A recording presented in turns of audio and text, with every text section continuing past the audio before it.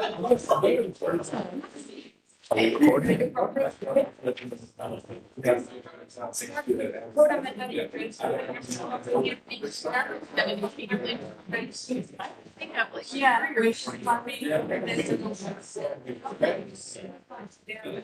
morning, Commissioner.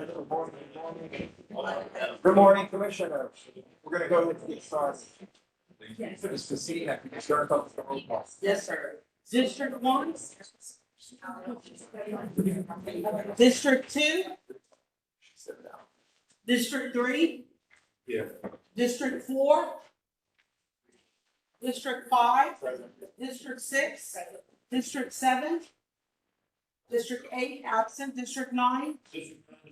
District 10. District 11. Present. District 12. District 13.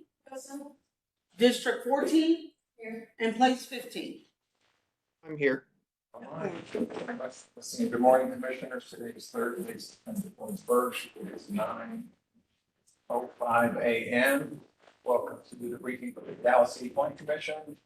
As always, Commissioners, just the time to ask questions. Staff, we'll keep all our comments and concerns for the board sheet this afternoon at 12:30.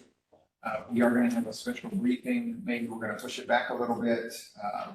We thought we'd begin the one with the daycare piece, but we're going to start with the miscellaneous. Have some moving parts today, so we'll start with Ms. Blue. Donna, okay, thank you, Donna.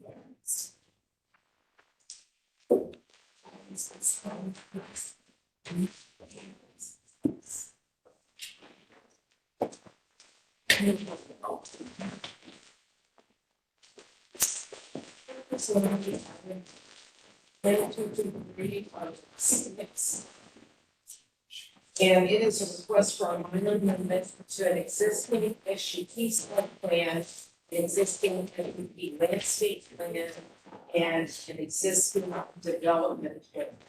It's in PB 173, tract F. It's SUP 1505, and it is 4.409 acres in Council District 12.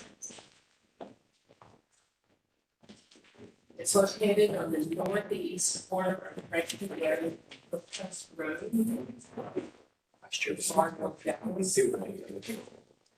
The purpose of the request is to amend the existing HUP site plan landscape plan and development plan P 173 to all be in concert together.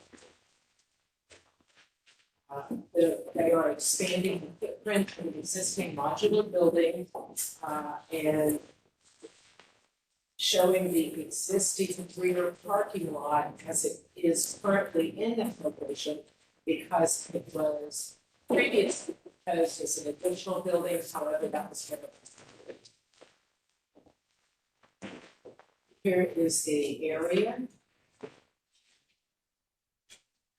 And this is the area that is being expanded. This is the modular building that is being expanded in this area. And you can see here is the expansion with the showing of the currently existing parking area.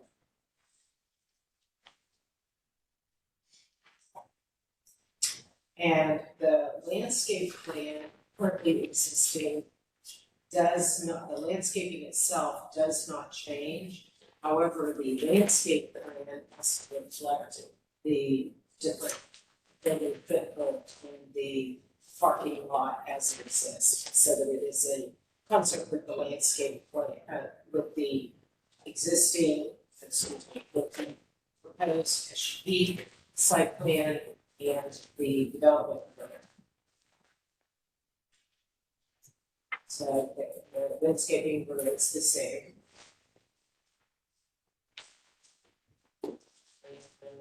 This is the existing development plan.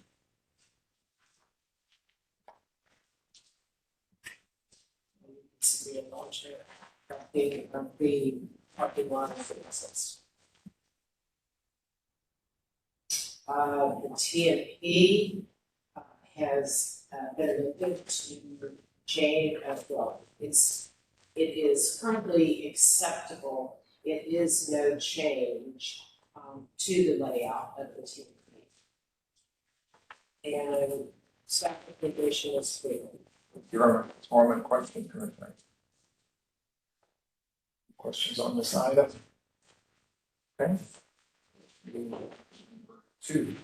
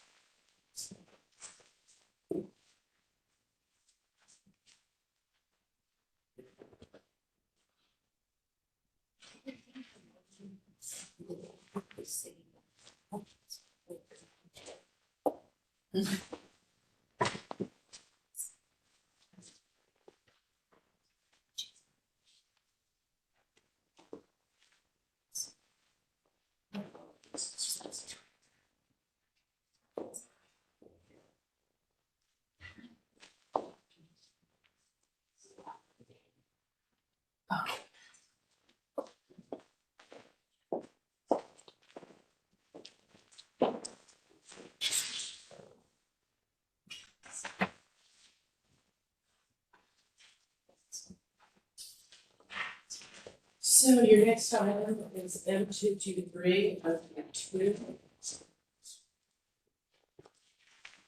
And this is a request for relief from the street facing frontage requirements along McKee Street and Gould Street in PD 317, which is the Cedar Special Purpose District, within sub-district 3. It's located in the southeast corner of Gould Street and McKee Street. It's 2,500 square feet, not 25,000, as it was. I had an extra zero, and it's in council district 2. This is, I think, the third application or request that you all have seen for the relief of street facing facade frontage in this.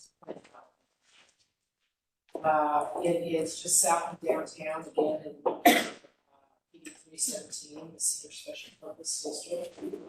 And it is located, you can see here, it is Gould Street.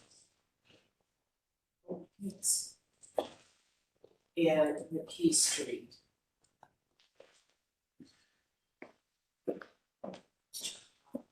The surrounding area is, to the north is undeveloped, to the northeast is single family, just to the northwest is big parking area. Both times that I have been out there, there was a lot of unloading going on in that parking lot. I think you'll have to see it, it's a picture of data for access to these warehouses and buildings here. There is single family just to the west, single family to the south, and then as you cross backward, we've got multifamily and there's some parking on the just south of the city there. So we're gonna kind of go a little bit backwards here. Instead of showing you all of the site area first, I want to walk you through the plan that is proposed, and what they're asking for. And then we'll go into some of the site pictures so you can get a feel for what we're looking at. So the red area, the red lines are the actual property lines. The green area is the minimum, maximum, yard area that the street, that 70% of the street facing facade is to be located in. But then you see the blue, light blue transparent triangle coming across here.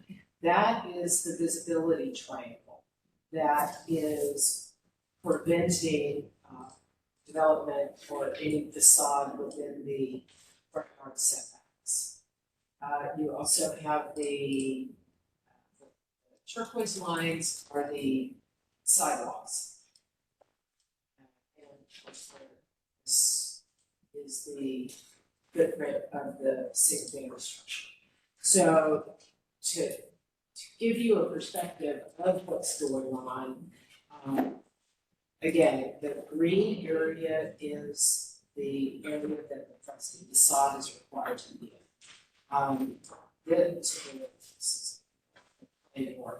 Is a drive into the rear of the structure. And so to do the summary of the request is the street facing facade frontage of the structure is required to be within the minimum 5 feet and maximum 8 foot front yard setback for 70% of the lot width. That area that we were talking, that I was speaking to now was what was shown in green on the site plan. And as reflected on the site plan, Wool Street is only able to acquire 38% of the street facing facade to be located within or 19 feet of the 50-foot length of the property. The Key Street is proposing 68% or 34 feet of 50-foot property line with the property line.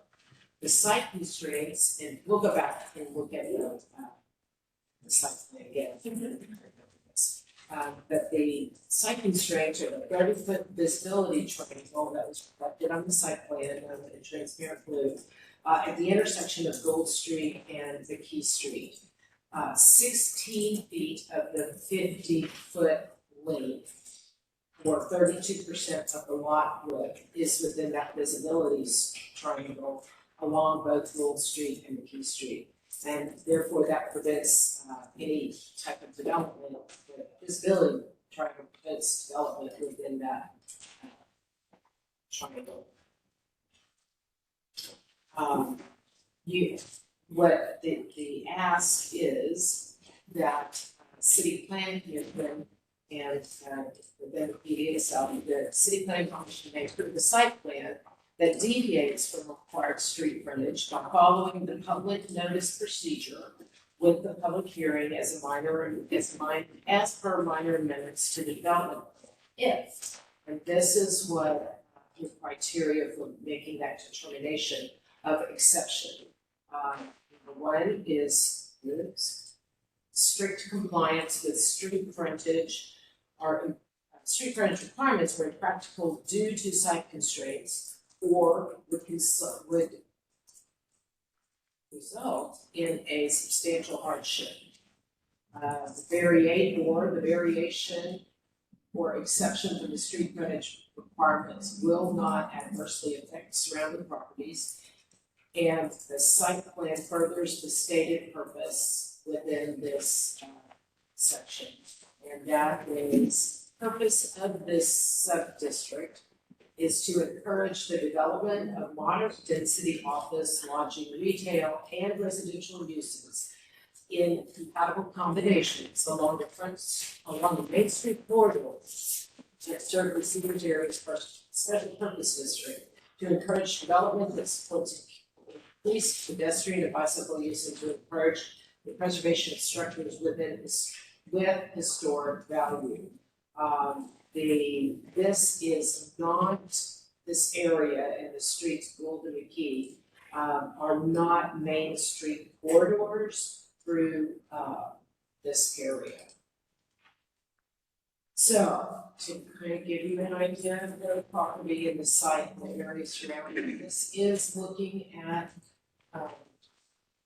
the property from the corner of King and McKee. And it, again, the property dimensions are 50 by 50, so it's a 2,500 square foot lot. As you can see, I am standing looking across onto the property, and to the right side of the picture is where the parking lot was. There is an 18-wheeler, and this occurred both times that I was out there and loading, so I was able to get really good shots of all the way across the street. This is standing looking the other direction onto the property.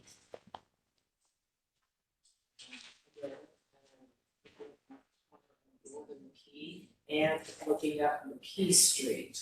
So we've got just to the left where the farm is, there's a single family right here. So That's on the site. yeah, not on the side, it's adjacent. Just What's to the left of the sign on Bowie? to the left, the side of the pool is at Beverson Camp. There's a single family sign under the single family. It is very cool area. Again, this is looking across to the key.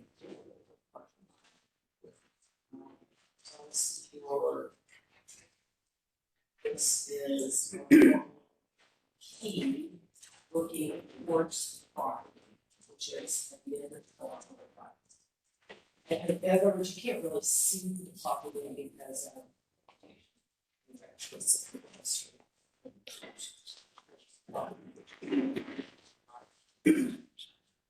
this is Cross standing on the property, looking across school.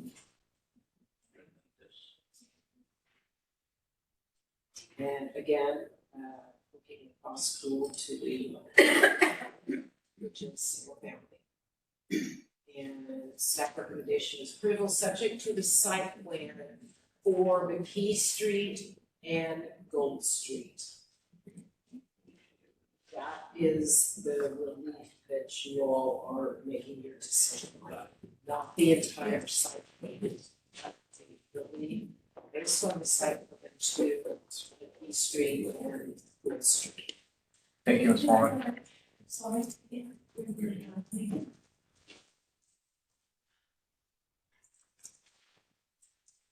Let me catch that. Was that a question? No, that was a question. Ms. Warren, did you get a question? I'm sorry. Oh, you did? Okay, Commissioner Young. Am I right that the driving force necessitating this amendment is visibility crime? Yes. And in fact, even if the property owner were to break the site and try and rebuild in compliance with both the visibility triangle and the setback requirements, on the Key Street at least, geometrically, they can't do it. Yeah, on either street. Well, they could shorten the, or narrow the width of the driveway, if they rebuilt or. Yes, I mean, yes, but, But shorter rebuilding is no way they can. well, the site is undeveloped. So they Okay. are building. So they could conceivably, if build wider on Gould Street. If they probably still couldn't comply.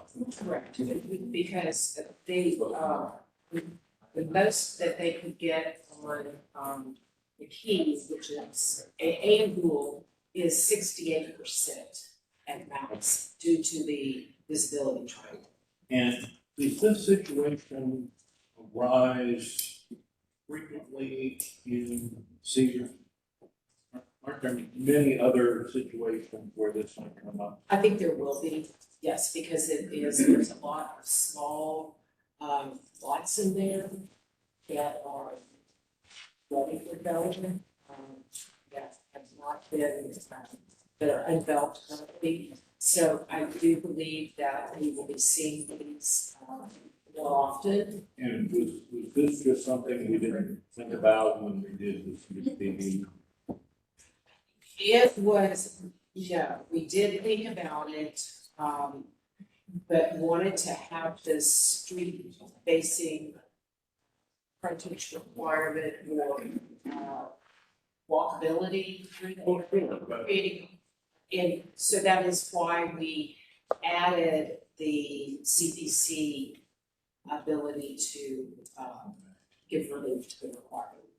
We could have, if you thought about it, crafted an exception where the visibility triangle did not permit compliance. But instead, we want to be, Yes, at the time, we did not anticipate. And I think we may be seeing these again, but then many of the lots are configured differently or maybe larger, we may be getting into other types of issues with them, so it's not a one size fits all, which is why we was distributed. Thank you, Mr. Chairman. Yeah. Fairway. So just to piggyback on Commissioner Young's questions, so the PD for Cedars is really intended, it seems like for mixed use. Because it looks, because in a normal just single family zoning, you wouldn't have these requirements to have a certain amount of frontage. So you can, And so this comes from residential. this comes from a takeoff of Article 13, which is our form district regulations, and that have min front yard setbacks. So we took that and put it into PD 317. And yes, to your question, it is a mixed use area. In fact, it allows, and that's the intent of all of Cedars. To make it more urban homes. I'm sorry. To make it more urban home stuff. Yes, so it did, Residential and it's. yes, and it is in that same vein with the min-max front yard setbacks is intended to bring that into the public realm. For your walkability and accessibility. Right. That it is a very wide variety of types of uses throughout the area and throughout the different sub-districts. Okay, thank you. You.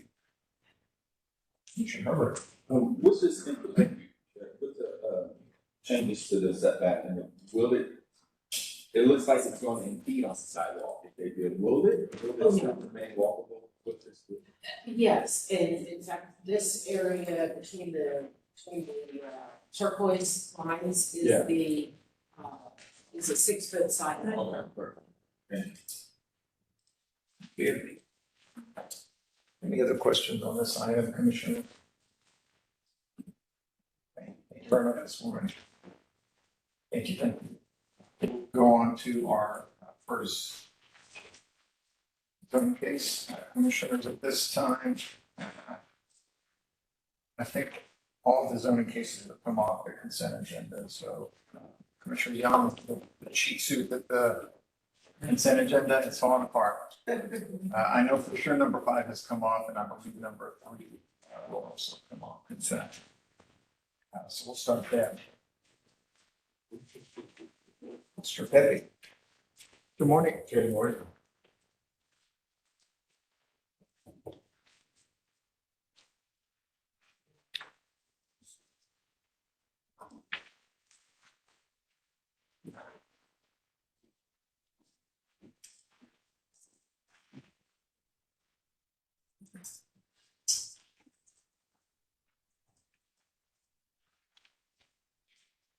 8 minutes.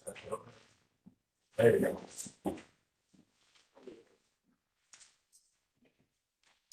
All right, so this is Z 212-277. It's an application for an amendment to and renewal of specific use permit 1817 for private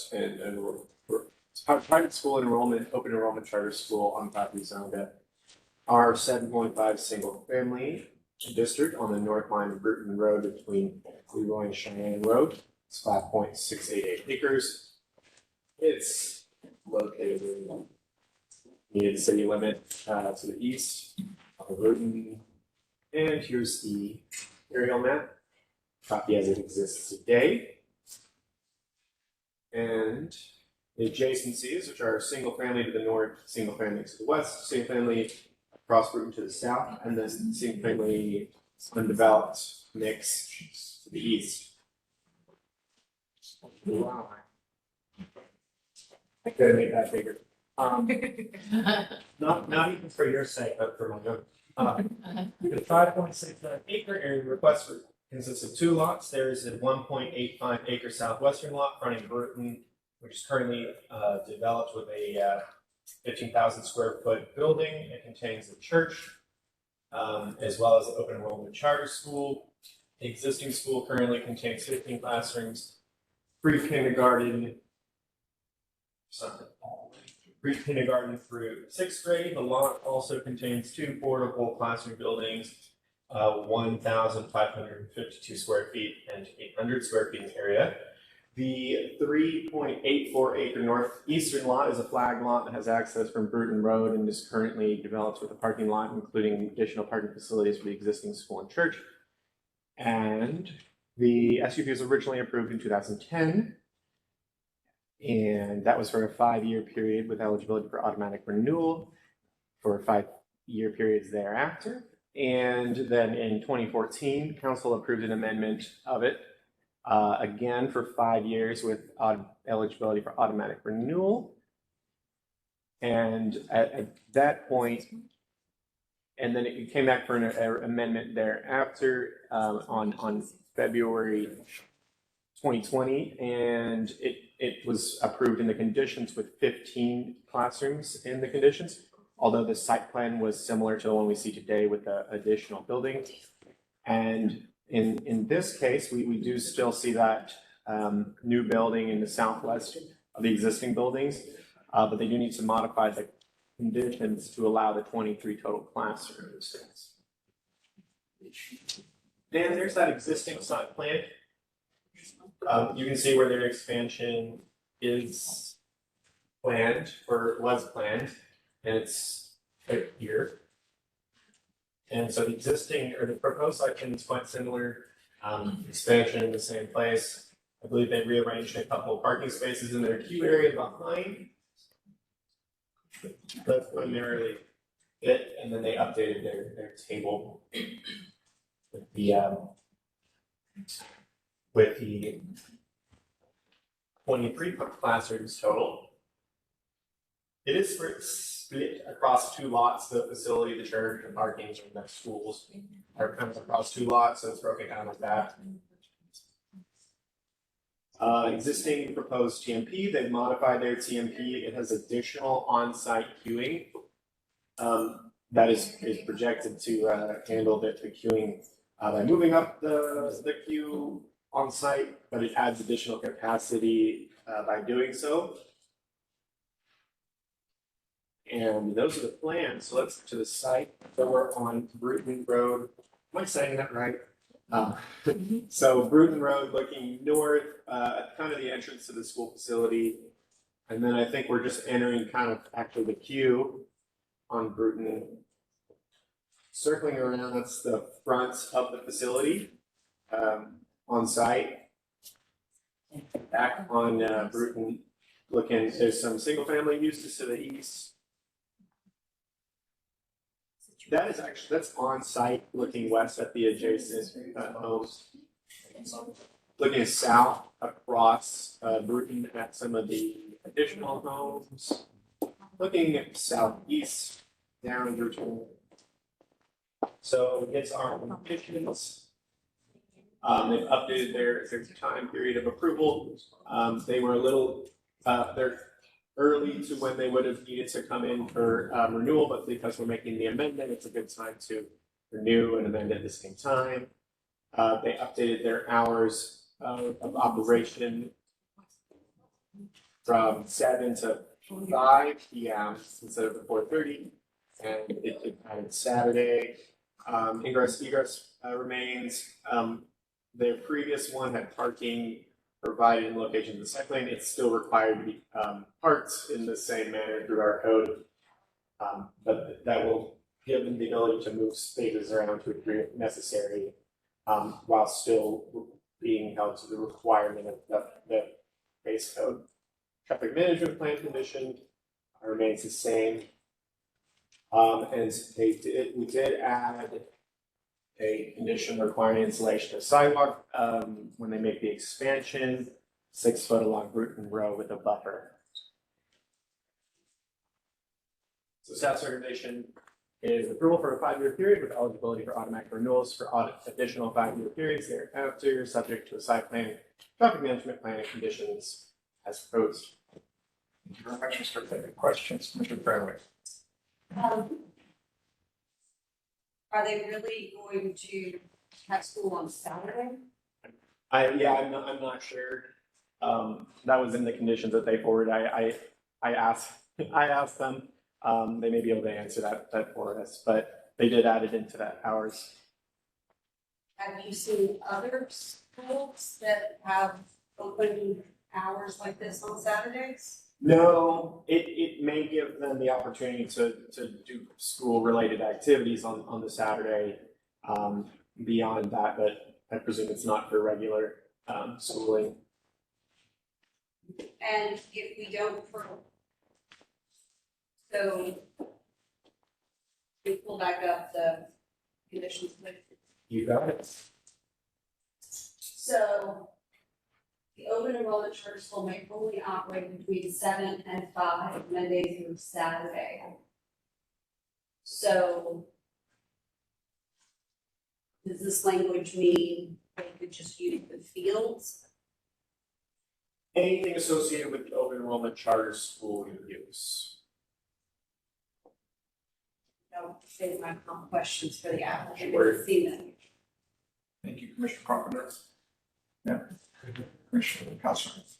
I'm just curious, this isn't really directly related to the case, but this is a applicant that uses the site for one purpose, yet it's 2 separate platted tracks. What are the rules or the laws or ordinances? Do we encourage people to replat the one tract, or just it's not a concern to us, because it makes for some interesting parking calculations and things, you know. I got you. I got you. I think partly is they're not building buildings across the lots. This is likely how they acquired the land over time. But I won't speak to whether we encourage or discourage them from putting them together. But in this case, they actually have their facilities on each individual lot. And if they do need to park them or want to park them, they've chosen to have agreement between the lots. Okay. Yeah. Thanks. Yeah, following up on Commissioner Housegrave's questions. Does each lot have sufficient parking for the uses on that lot? Yes. So that's I'm gonna need to refresh if the individual lots do, but my understanding is that if necessary, they agree between them. But they also have shared parking between the church use and the school use by having non-similar hours. Does that rule permit, there's a rule that prohibits remote parking for a non-residential use in a residential district? Yes, but that does not apply to institutional uses. I beg pardon? It does not apply to institutional uses. It Sure applies to churches. Let me review where we have there. Great. I was not aware you could remote park a school on a remote residential lot. I don't think it's remote. It's Crossing shared. my line. is remote. Yes. I don't believe that's the case.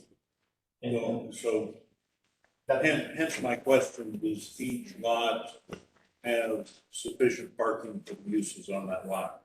I understand what you're saying. With allowance for shared parking between the church and school? That, yeah, and that's on lot 1B, the larger lot, that's where they're doing the sharing through agreement of parking. Whereas the other lot requires, the northern lot A requires 28 spaces and it includes on that lot 29 spaces. Okay, so So the I sharing, think without a remote parking agreement, each lot can park its uses with sharing. that is correct. They're not parking between the lots, they're sharing between the uses. Thank you. Thank you. Commissioner Young, Commissioner Herbert. I forgot, no, will the TMP, will they be up to review that TMP plan annually like some of the other charter schools are? Biannually, Okay, bye. biannually per the conditions. Are there any? Okay, thank you. Thank you, sir. Any other questions on this item, Commissioner? Commissioner? Yes, Mr. Stanton. It's kind of following up on this, it's just kind of a curiosity. Let's just say you did have two lots that someone owned that were not platted together. Could you have an entity on one and they park on the adjacent one, but as long as nothing crosses over, they're dealt with separately? Cannot? Parking is an accessory use, has to be on the same lot. That's, I just wanted to make sure I clearly understood. Yeah. If I'm understanding the hypothetical, then that's correct. So even if it's adjacent, it's considered remote? Yeah. Yes. Yeah. Yeah, you got it. Any other questions, Commissioners, on this item? Okay, thank you very much, Mr. Fitzgerald. We're going to skip forward. Oh, hello. Yes. Commissioner waiting. Wheeler. Hi. Oh, I never started the video, sorry.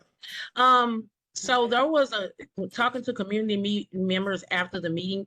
Mr. Pepe, there was a major concern during the original, when this school was originally done, it caused some drainage issues into the community, which was causing flooding.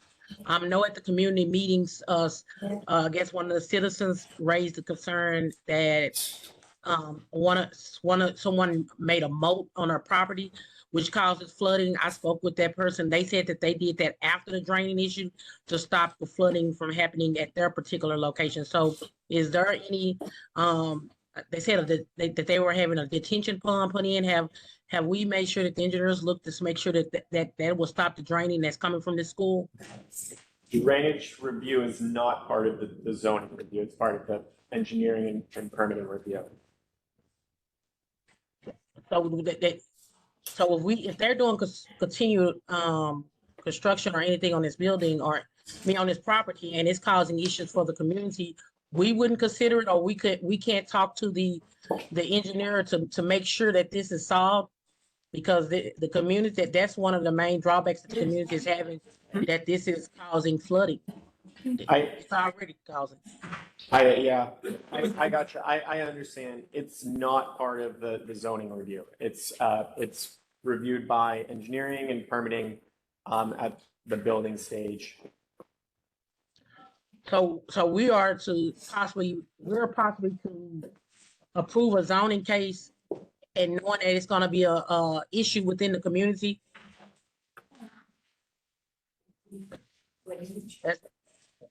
That this draining is gonna be issue because we can't consider it in our zoning case?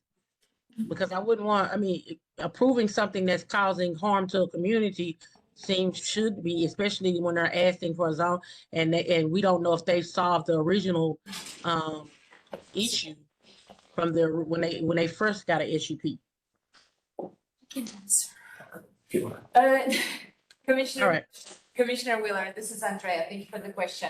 I would say that there is no way that they can get out of the drainage, not affecting the lots around it. Per the drainage manual, I understand, or during permitting, the rule is that they are not allowed to spill water out of their lot at all. So they have to do all those drainage calculations, like this is all engineering. It's not like, oh, they can get out of it.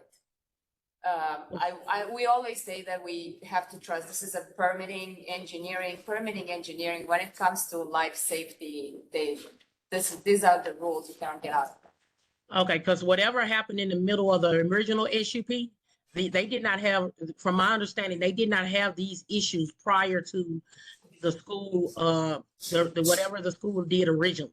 That this came after, and some of the citizens that are around it actually have been there for decades, and it didn't come about until the school originally was received their SUP. So, okay. So we've never asked about retention and detention ponds in zoning, because I recall we have. Sometimes we look at them because they are surface and we are looking, okay, like I'm gonna have a case later. Can you add some trees? Can you make it prettier? Stuff like that. But is there a choice if it's gonna be underground, if it's gonna be a pond, if it's gonna be an underground tank, or if they're gonna improve the utilities down the road? So again, it's not something that we cannot tell them, oh, you have to do surface pond detention or underground tank detention. That's for their calculations with the engineering team in our permitting. Well, can we ask them that during portion, when they come up, have they made any, because if that's an issue, I don't see why we couldn't ask them that if it's on their plans. They said on their plans that they had a detention pond. They didn't have it ready, the plans ready, but they were putting a detention pond on site. And if we can ask in other cases, I don't see why, especially when a community is addressing it now, because that would be caused if this gonna okay. I don't know, I think we can ask, but we try to, again, trust the permitting system. They will have to like fix all these issues for sure.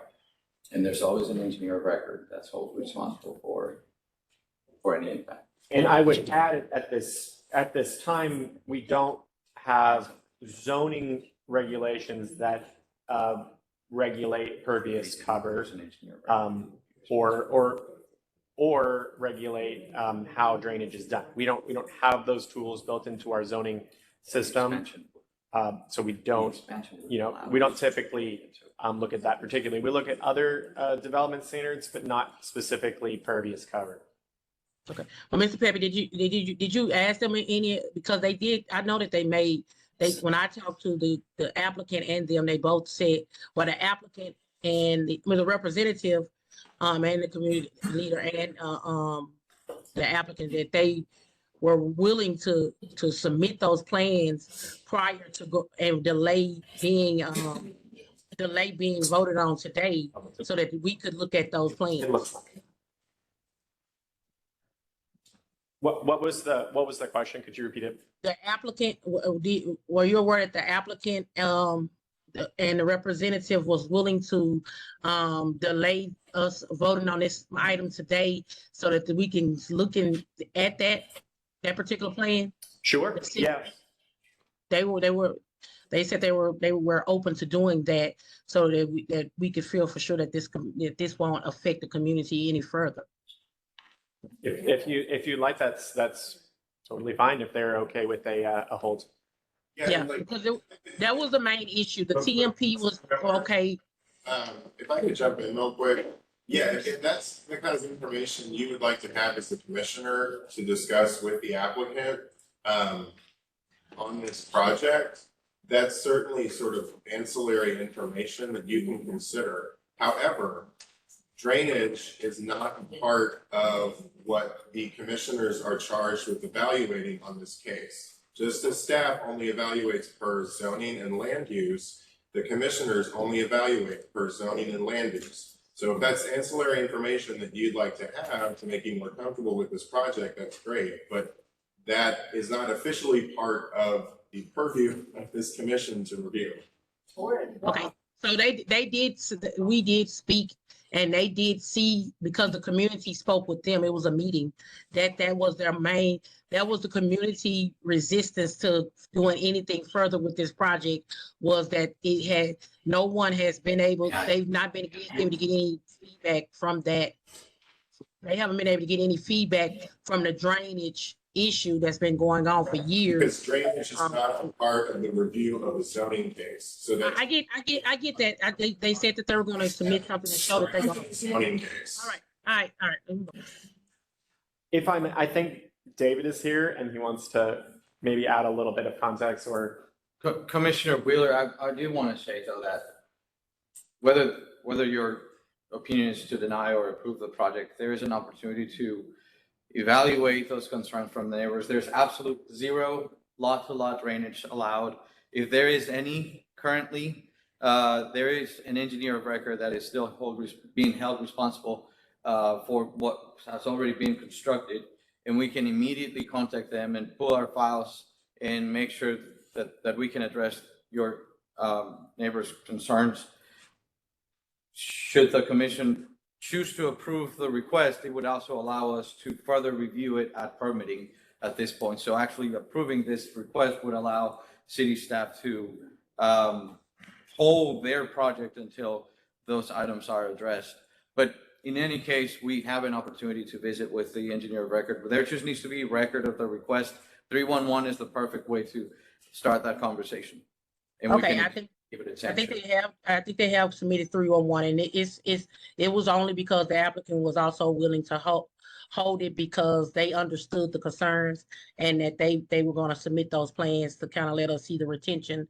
They said not retention, detention. There was a difference. I don't know. Right. And if there's a 311 request already on file, if you sent me that email, I'll make sure to give you an update. Okay, I most definitely will, but I think that was the only concerns from the community. Other than that, the TMP was okay, but they were very concerned about that. So, okay, so, all right. Commissioner Wheeler, before we go to a couple other questions, the applicant is going to request to hold it. You want to hold it to October 5th or another day? I think that we agreed for a month so that they can get everything in order, because that was their only issue. It was a month, so that they can kind of show us that would be, that they were willing to help the community. All right. So we'll hold it to October 19th. We have two more questions, Commissioner Stanner. Yeah, with all due respect to Mr. Lumpy, I want to say about what Commissioner Wheeler says. When I had the case about a year ago at Cochran Chapel, which was the same thing, we had a drainage issue. Now, it was doing a PD, but we had a big discussion with the attorney about it, that why would we be approving something that up front we knew there was a drainage issue?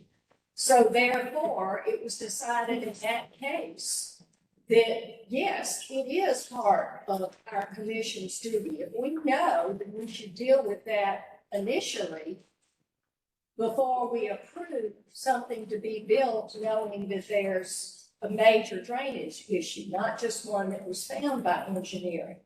So I'm not sure that I understand why we would approve something in the community. But my question is also, in an SUP, because my case was a PD, so you know it's really going to go through a full engineering and all of that. Does the SUP go through that same rigorous revision?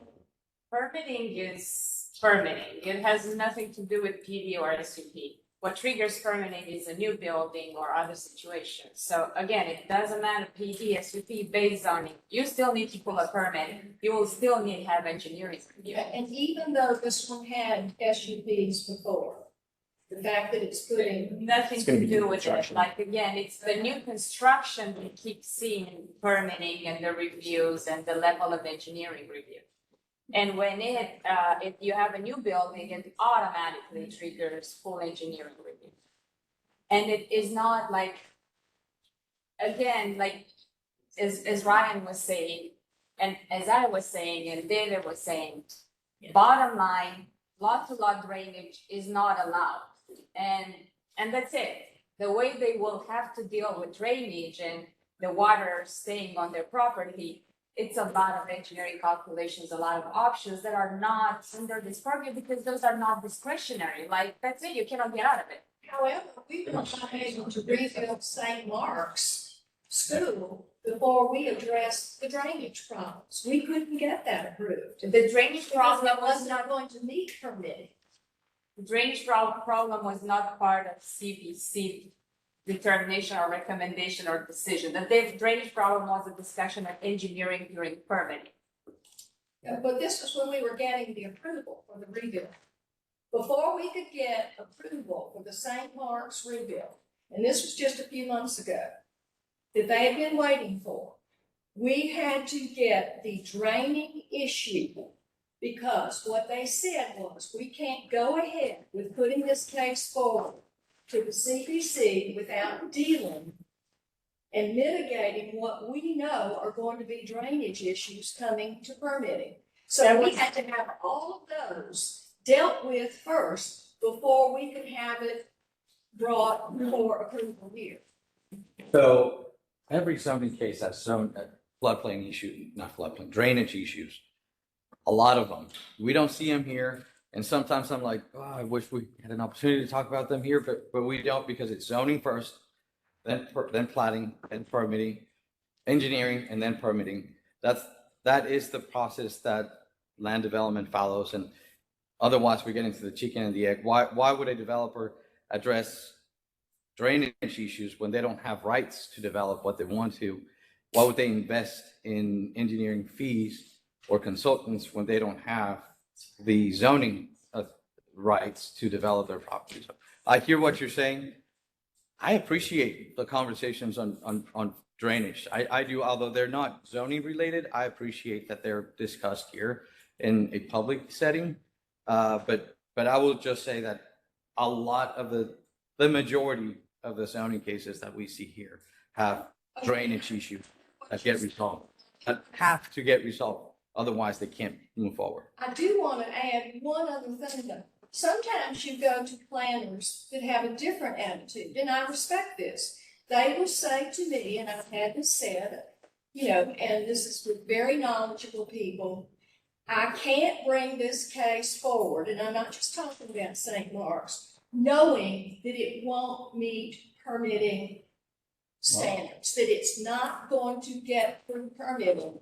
We need to address those things now, not later, before I bring it up. And what specific issues are those that a planner says we can't bring this case forward until we address this? Well, one of them has been a drainage issue. One of them has been a tree issue. One of them has been a tree that affects drainage. I mean, I've had a lot of situations like that, and I just think that, I don't know, the one thing I agree with is if we know up front, and I've had planners say this, that there are major drainage issues, I do think that it's very difficult to say, let's sit here and approve that you can build this, and we know up front that it's not going to work. I think that that is a fine line that's going to have to be addressed, that not just this, and it has to be across the board, no drainage issues. Because when they come up here, then it is an issue that affects your sense of approval. It's hard to say, well, don't think about that, that project will never work. Okay. Anyway, that's it. Thank you, Commissioner Standard. Commissioner Young, did you have another question, sir? I did, somewhat similar to Commissioner Standard. So, Mr. Mulkey, I warn you, this is a loaded question. Shocking. Is inadequate provision for lot-to-lot drainage detrimental to the public health, safety, or general welfare? It could be, yeah, but there are other components of the overall development pipeline that will ensure that it is not a detriment to the public health, safety, welfare. In every single case. Yes. Because the permitting process is perfect. It's not, but we have the rules written for them and they are not under our purview. Like if we need to change the lot to lot drainage manual, that's again, a letter to the city manager to that department. It's not our department. It's not our department who does that. So let me just say this, and I'm sure you guys will have lots of responses to this. Your powers are more limited than you would like to believe sometimes. I'm not denying that there are issues with the permitting process. You know, I'm not delusional, right? The commission's ability to impact that, you don't really have that ability. Your ability is confined to zoning and land use.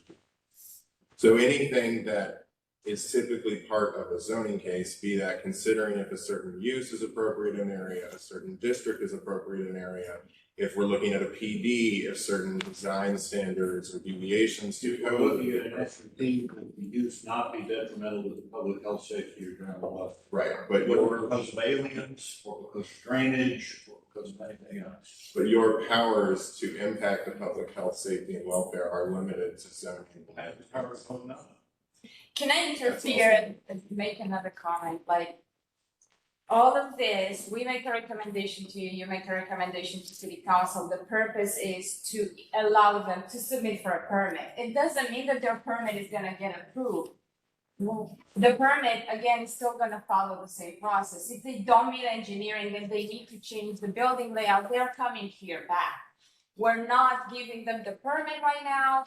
We're not, other than, again, yes, we think from a land use perspective, this can go. And now you're on your way to permitting. So that's it. And then after it's built, again, there are so many mechanisms. It doesn't work. 311 complaints. We will go back and reassess, or if they come back to us, we said, okay, it didn't work. It wasn't a good use of land.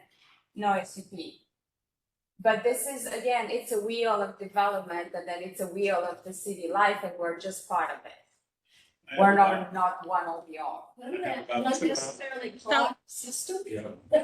I have about 2 hours of things to say, but they all end with periods. Okay, Can I say something? sure. I understand. It almost makes us approve things that we have foresight on, that saying, if this was a new SUP, that would probably be different. If this is a SUP that's renewing and asking for this body to approve more, and there is a issue that should have been addressed at the first SUP, and it was not addressed because these, and knowing that this community is saying that, it's almost like we're saying, hey, that's not our business. We're gonna pass it along and hope that at permitting, it gets it right when they didn't get it right the first time. So addressing it and putting it on record and makes a difference, even if we necessarily don't have the ability to change it. We can put it on record where now engineering and council can address it, because just approving something, having that kind of knowledge that they don't necessarily need. We don't necessarily have to approve an additional classroom when they haven't got it right with the 15. We don't have, if we know that they are causing intimate issues in the community, and flooding causes that quality of life issues. So it makes us almost be irresponsible knowing that. Okay, thank you very much. Commissioners, let's keep moving. This case is going to be held under advisement. We're going to go to our code amendment next. We'll swing back to the other cases. Ms. May, good morning. Good morning.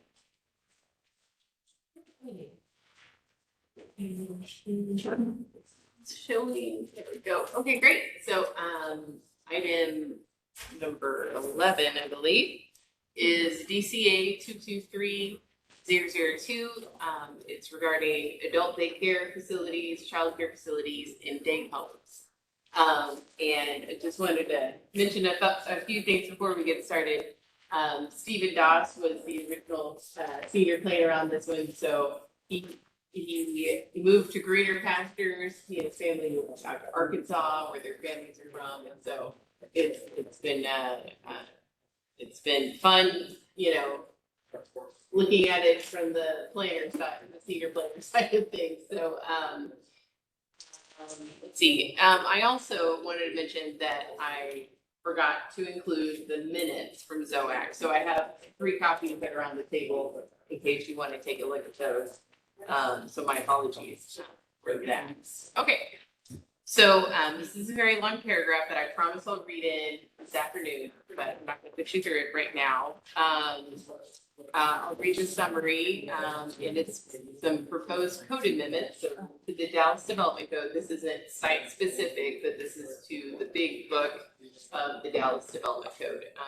And the proposals are basically to combine the uses of adult daycare and childcare facilities into one land use, to consider the appropriate zoning districts, the parking requirements, and we looked at the additional provisions. There's also proposals to remove the age limitation of accessory day homes, and I'll go into that in just a little bit, and to update some terminology. It's basically the scope of everything. So an overview of the briefing is going to be, we're going to talk about the scope of the amendments, the background of the case, our existing regulations for non-residential uses in residential districts, some of the challenges in finding and opening daytime care, the needs of adult daycares and childcare facilities, and then we'll move on to the discussion on the differences in recommendations. And I also wanted to bring you up to speed on the non-conforming notices that we sent out. So it was originally initiated by CPC in December. During our research, we noticed that we probably should include day homes, which is an accessory use where up to 10 children may be cared for by a resident of the residence. So it's an accessory use to that residential use. But since it provides daytime care, we wanted to include it and make sure that we're consistent. So the Zoning Ordinance Advisory Committee met 3 times over the summer, and it was 9.5 hours of discussion. So I'm not going to go over every detail. The good news is we agreed on most things. So we're mainly going over where the differences were between staff and ZOAC in this briefing. Just a general, to bring you up to speed, these are the scope of our amendments are again related to childcare, adult daycare, and day homes. Mention that the notice that it's daytime care, so nobody's spending the night here. That's being supervised, so it doesn't include, you know, our convalescent nursing homes, our assisted living, or retirement housing, other residential uses, or handicapped group dwelling units, or boarding homes. None of those are part of the discussion today. It's also not including public or private schools. So what we're focusing on is the care for, you know, children, also people with special needs, and the elderly that might need daytime supervision. So there are lots of regulations in the code already that aim to address the compatibility of non-residential uses in residential districts. And just to go over those briefly, you can't park in the front yard.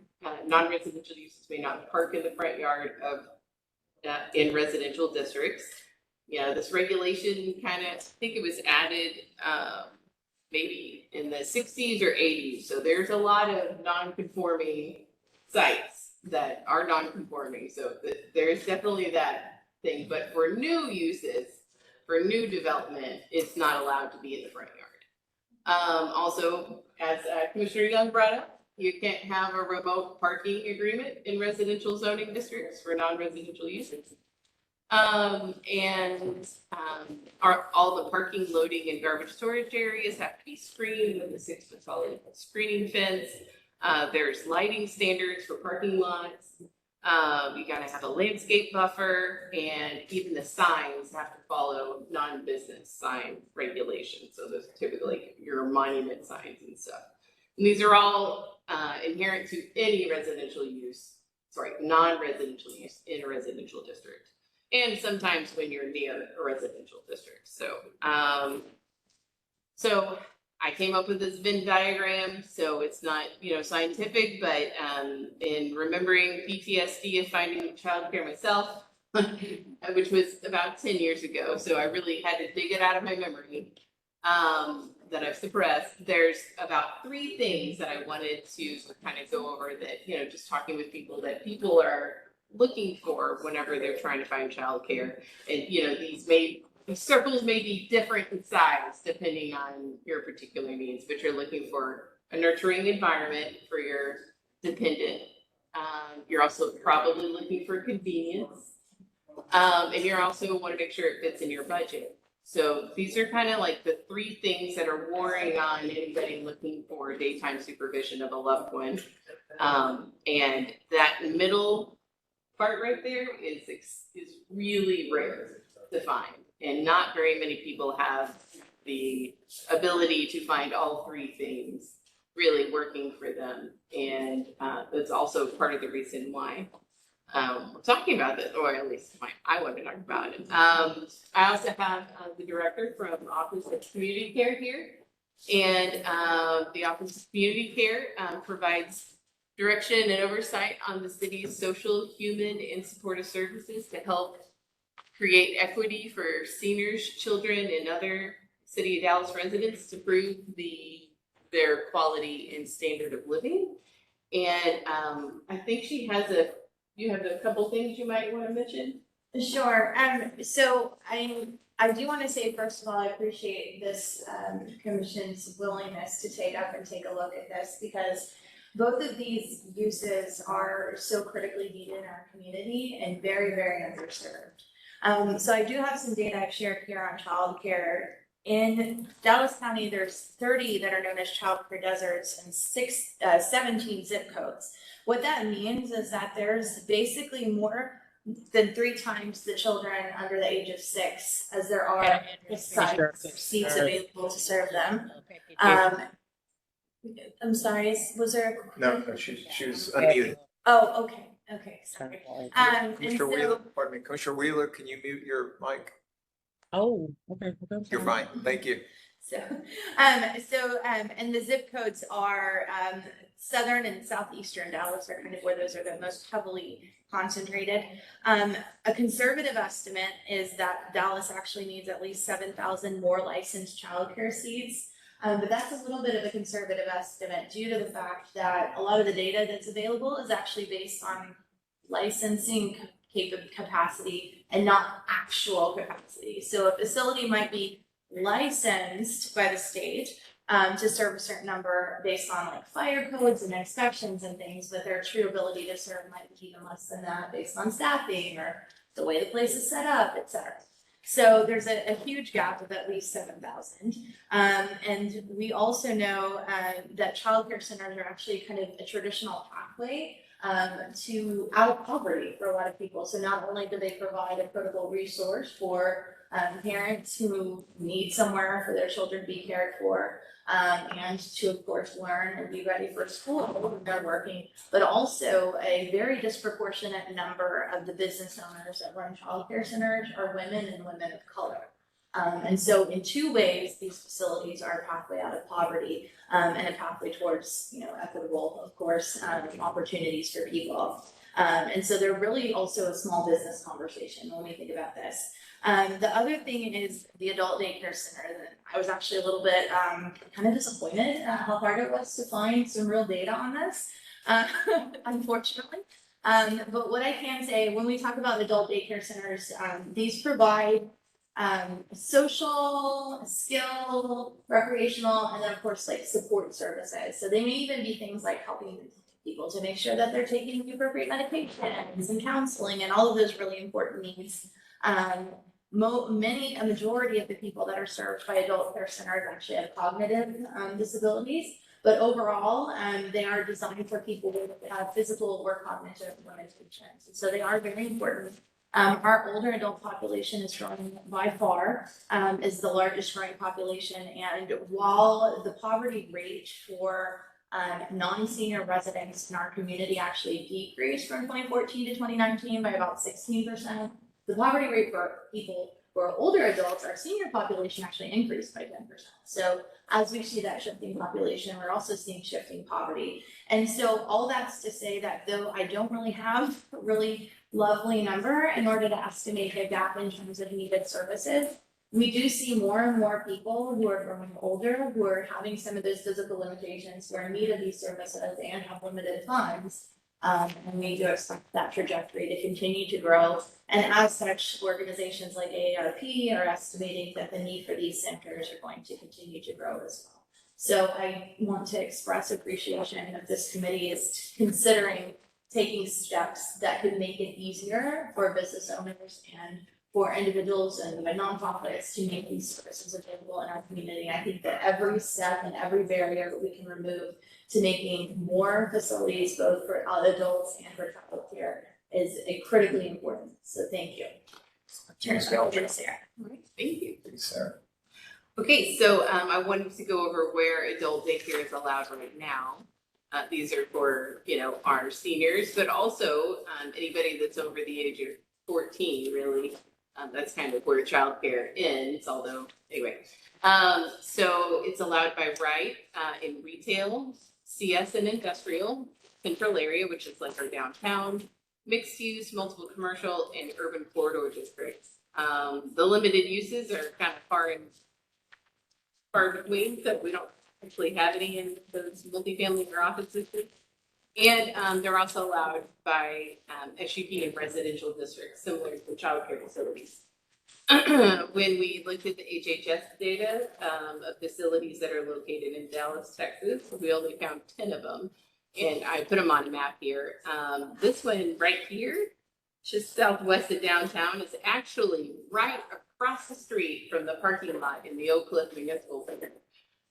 So I've spent many years going in and out of that parking lot, and if it's any consolation, I only saw the parking lot about half full, and most people arrived by bus, like their own center's paratransit facility, if you will. So it seemed like they went and picked up people and brought it to the facility. But you might also notice, it's probably hard to tell, but most of these areas are really pretty close to interstates. I mean, a lot of Dallas really is, but these are not quite residential, although the one in Oak Cliff that was right across from the parking lot there's a row of houses on both sides of it. So yeah.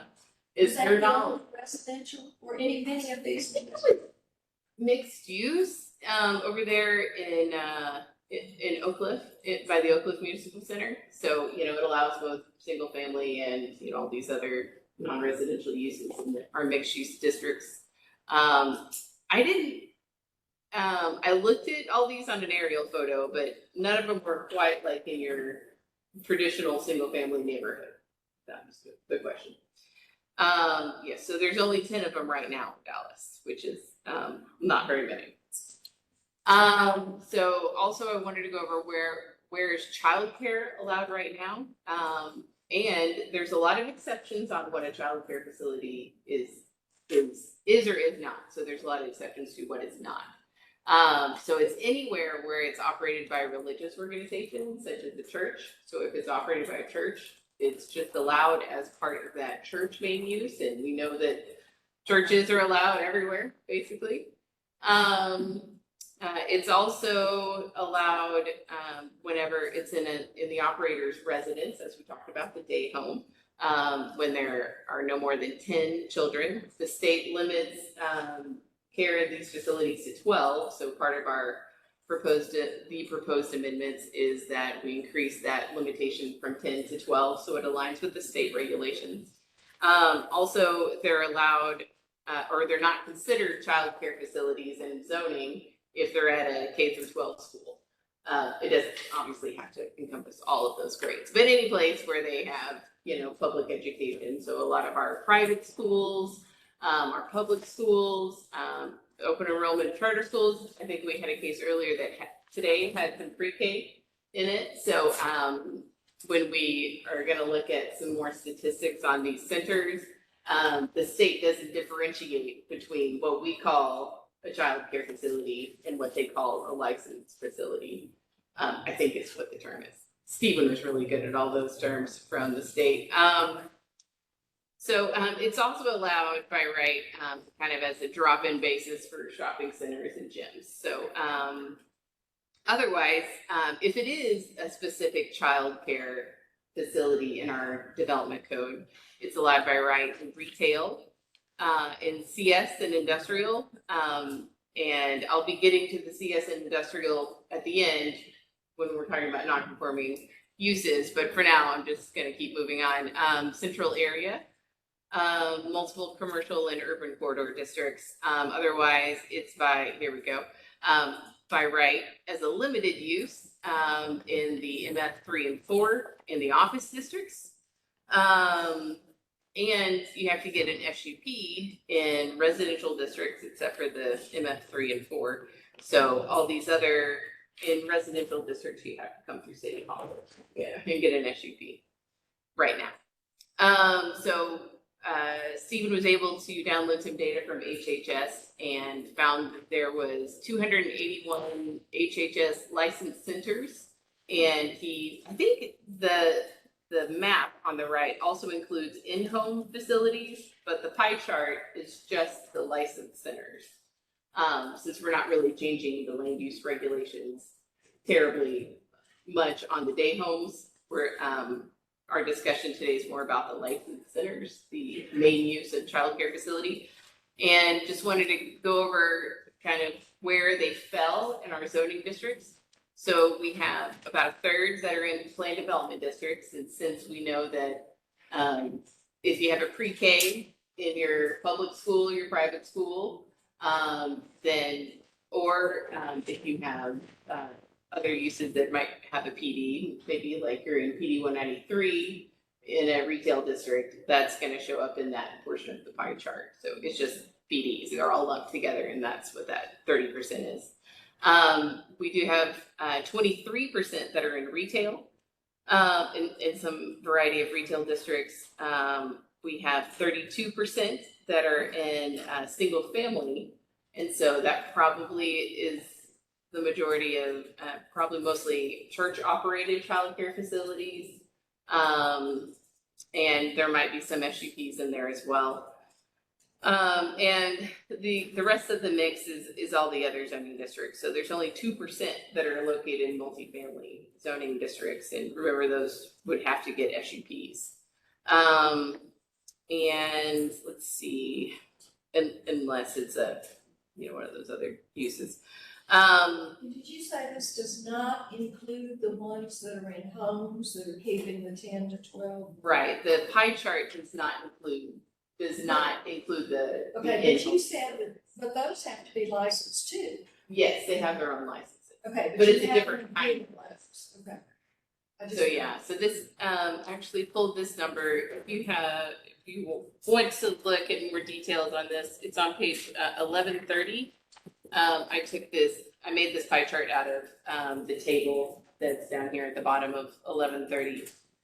So in that one, in the in-home facilities, there's 87 in single family, 10 in multifamily, and 15 in planned development, and nothing in the other ones. So if the map on the right includes all of the HHS licensed facilities, it's probably about a third of these dots that are the licensed centers. That were probably more the focus of today's discussion. And I think we just went over this a little bit, but we found a map from an organization called childcaredeserts.org. And the orange represents where there is a scarce availability of childcare facilities in the city. And the blue is supposed to represent the adequate supply. And I think that when Stephen was explaining this data, they took it based on census block information on how many children were under the age of 5 and what the capacity of childcare was in their census block. And I think we also kind of mentioned this earlier, but it's in the slide and in the report, so I'm going through it well. So there's about 93,000 children in Dallas under the age of 5, and there's only approximately 35,000 licensed childcare slots, and that's if every spot was filled in that capacity. So there's a lot of children under the age of 5 that are not don't have a spot, cannot have a spot in the current supply. So, obviously there's different mixes of how families want to raise kids and other preferences. Some people might have the means to have a nanny or something like that, or maybe they just really want to be a stay-at-home mother. But for those that aren't, it's very scarce and it's hard to Do find. those 35,000 slots include churches? Yes. And the day homes? And the day homes. Great questions. These are all of the available slots that are licensed. Yeah. Yeah, my youngest is 11, so we did this dance a few years back. I had no idea there was that gap. Yeah. Also wanted to go over some changing demographics. This graphic is from the U.S. Census Bureau. It was produced, I believe, in 2017 is what the image says. So I'm going with that. Something else in 2018. But they were comparing the breakdown in age over time, over 100 years. So the chart on the left kind of shows this pyramidal breakdown of people ages 0 to up to 85 plus. And you can see that it tapers off as you get older. And there's really not that many people over the age of 85 back in 1960. There was lots of kids, probably about the same amount as what they're projecting to be in 2060. But the dynamics of society, I would argue, are very different now than they were in 1960. So there might be some reason to reevaluate where these things should be allowed. And then also, and I think that they mainly did this to discuss aging and how we were going to have a lot more people aged 85 plus in 2060 than we do right now. We have a lot of people that are aging, and AARP has said that their seniors have, overwhelmingly reported as a desire to age in place. So not having to move to a nursing home facility or something to find care. So, so having more adult daycare facilities would allow people to age in place longer. Okay, and they also said, I think it's in the same report, that adults aged 65 and over are estimated to outnumber both percentage of population and generally by the year 2060, children 18 and under. So we're going to have a lot more seniors here in our future. So therefore, allowing these uses to operate without an SUP in all residential districts would remove some barriers. They're still going to have to get licenses and have to meet all the state regulations. And it would provide more care to these vulnerable populations in their communities. I'm almost to the, we'll get to this part, and then I think it would be a great break for some questions. Is that okay? Perfect. So we, again, we met for 9.5 hours, had lots of great discussions, and we came to the same conclusion on about 7 topics. So I wasn't going to go over those in detail, but I did want to offer some time for more focused questions, if that's acceptable, to kind of take a break here at this first difference, which is ZOAC recommended to remove the SUP requirement for the newly combined main use, but only in multifamily districts. So, their recommendation is to maintain the SUP requirement in all the other residential districts.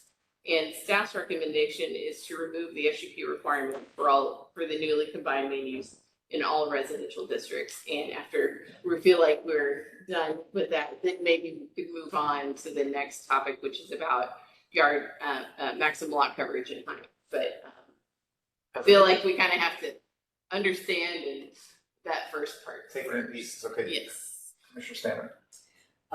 Yeah, a couple of questions, because I was curious of why before it wasn't included in MF2, but it was in MF3 and MF4, but not MF2. I thought that was a little odd, quite frankly. And I'm curious, do senior centers, do you consider those sites? You know, they have senior centers, like in Dallas, they have them where people go and spend all day and do things, and also some of our recreation centers. So you didn't include any of those as sites? No, because those aren't licensed, the Okay. care centers. The senior centers, there's two that you're describing. So the ones that you're probably considering are sponsored through their American Act funds. Ultimately, they're federal dollars. The primary purpose is feeding and socialization. So I think there's maybe about 16 of those across Dallas County. Yeah. They're administered by the county HHS department, and they're about 4 hours a day. And their responsibility is to provide snacks and transportation. It's not a specified, individualized support, skilled support, anything like that. It's more general. And it doesn't have the focus or emphasis on physical limitations. It's age-based. I was just curious about that. So if you remove this SUP requirement, what your thought is that they still have to go through the state licensing and all of that, which is the more important thing, making sure they're meeting all the health requirements and spatial requirements per child or per adult. Is that your thinking on that about through the measurement? Yes, we also asked code compliance if they've had any complaints about child or adult daycare facilities, and they don't have like a code for that because it's not very frequent. But they also search for keywords, and they couldn't. The only ones they found was doggy daycare. My last question is, I know I can say that have complaints about doggy. Yeah, but my last question would be this, and I know you're going to the second part, but it sort of dovetails with that. My concern a little bit when you put these requirements for new child care facilities, and I understand in some ways you're talking more often about sort of commercial entities, because what happens to a place like Hart House in Victory Park that can't meet the lighting requirements, the setback requirements, the parking requirements? Like we did that through an SUP that we made a lot of customized, compromises about because it had been existing and yet we were trying to get it through because we're serving such a large community. And I'm sure there are going to be others that way that can't meet some of the physical requirements of lighting, parking, setbacks, etc. And there might even be some residential homes, those that have the 10 to 12 people, which is a major provider in many areas. So what happens to them if they can't meet the requirements that you're putting as far as, setback criteria and all of that? Right. So there's a lot of existing regulations for non-residential uses in residential areas. But if you have some sort of hardship, property hardship, and you can't develop it commensurately as other properties in the same zoning, then you can request a variance from the Board of Adjustment for, your setbacks, your lot coverage. You can even request variances for parking requirements, but I did want to mention that one of the recommendations is to reduce the parking requirements to none. And allow them. Because I guess my point is, going to what you're proposing, is that right now, you are able to do that in the SUP process. And I hate to ask some residential person that's trying to provide care for 10 babies to have to wait 2 years to go through the Board of Adjustment, you know, in order to. Right, so the SUP can't grant relief from yard lot and space regulations. It can further restrict it, but it can't grant relief. The only one that can grant relief is, you know, you change your zoning Well, district. maybe we did it for PD, because we did get that relief with Jennifer Algare working on it with, Hard House in Vickery Meadows area. I think an SUP can do some deviations, the landscaping regulations, but that's the only thing that I think SUPs are allowed to grant relief. I think also currently the childcare facilities can, if they have an SUP, they can grant relief to the parking requirements as well. But all the setbacks and things like that, that would have to. But how do you deal with that in an apartment house, in a multifamily? In an apartment house? Like this was offering childcare in a multifamily, in an apartment house.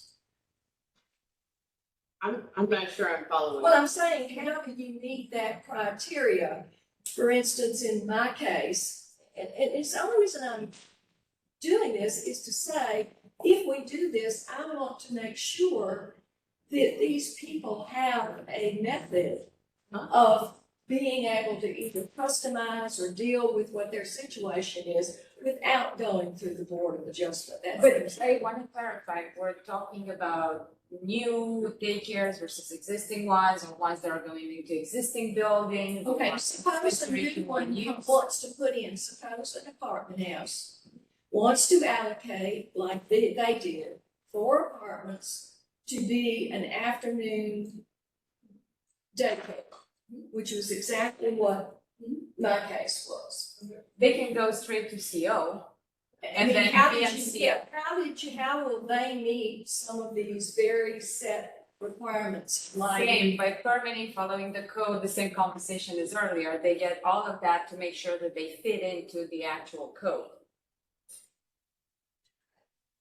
But I'm not sure they would fit into the actual code, I guess. I mean, I want the later, if you see where, I'm not sure from the, yes, I don't want to keep them being able to provide that. Sure. And maybe one thing that helps is that both ZOAC and staff are recommending they be allowed by right multifamily. Does that help? And then a comment like, the building does meet the code, like if for Well, the multifamily. building meets the code, okay, that answers it, okay, thank you. Anita, I thought that was a question. Anita, push your turn away. So how are transitional housing, like, classified? That is a completely different category, I assume, than what we're talking about. I think that's a group residential facility. It's not. Okay, so that's completely separate from what we're talking about. Right. Okay, halfway. Yeah, because there's one close to my neighborhood and it does have parking in the front, so it just kind of jogged my memory. So can you explain what the rationale behind the difference in the ZOAC and the staff opinion on number 1 is? What are we trying to solve for? I think, so I heard some concerns from ZOAC that they were concerned that there might be some unintended negative consequences if one of these facilities were to move into a neighborhood, and they were uneasy letting go of the requirement for an SUP. So so an SUP would require notification, correct? So if we remove the SUP requirement from all residential, then the people surrounding a location would not otherwise receive notification? Correct. Do they currently receive notification of a child, I'm gonna call it childminder, because that's what we have in the UK, which is, I have no idea we actually have that here. That the day home, do they get notification of that right now? No, it's allowed by right. Okay, and where is the proposal that is still allowed by right? Yes, So we're not going to put on an SUP requirement for day homes. that's correct. So what's in front of us is only removing the SUP for a standalone childcare center? On staff's recommendation. So could the location be used for something else at night? No. Thank you. Mr. Cocker?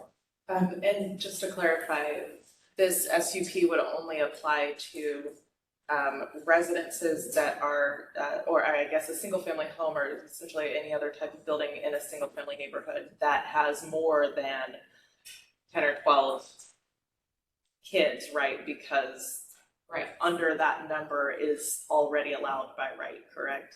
Right, if someone lived in a home in the middle of a residential area and wanted to exceed the limitation of a day home, then they would have to get an SUP, they would have to get a certificate of occupancy, they would have to bring it up to ADA standards, they would have to meet the ratio requirements that the state requires. The state also requires a certain size of classroom based on the age of the child. And so there are some limitations, just like space limitations that the state already sets. Because for those under the 10 to 12 student above. It goes over. But is it true that under 10 to 12, if the home was not a residence, it would be therefore considered a center, not a day? Also true, right? So as a center, it is allowed by right already. No, the home. Someone that lives in a home and watches 10 or less children is allowed by right. Correct. And more than 10 children is considered a center. Yes. And must be. Less than 10 children, operator doesn't live in. It's not residents, any of the kids in the center. Right. And so we're really just considering The centers. right. The A things that larger are not residences. will we allow a larger number of people, children or children at a facility where someone isn't also living there to exist without an SUP? And I feel like that distinction is really the crux of what ZOAC was concerned about. Because there are already, you are allowed to have children in neighborhoods by right, up to 10 to 12 in a house. Right. Or building. If that's the environment in which your child will be in. Commissioner Young? As I understand the staff recommendation, with respect to CS and industrial districts, it is that the judgment of the operator to locate in one of those districts requires a check and balance at City Hall to ensure that, use your Venn diagram, the nurturing environment is being provided. I'm more concerned about environmental. We could, I kind of reserved a little bit more towards the end of the slides for the CS and industrial, but briefly, the rationale to make it more restrictive on childcare facilities that are located in, or that want to locate in CS and industrial zoning districts is that it's, being in close proximity to lots of 18-wheelers and all the industrial uses that an industrial or CS district, permits by right, is probably not the best environment for the vulnerable. And we're not willing to defer to the judgment of the operator as to the safety of that situation. I mean, without an SUP review. I talked to 7 facilities, between the time we sent notices a week ago, or they received them a week ago, and today, and it took a while to explain that they were in an industrial zoning district already. The most did not understand.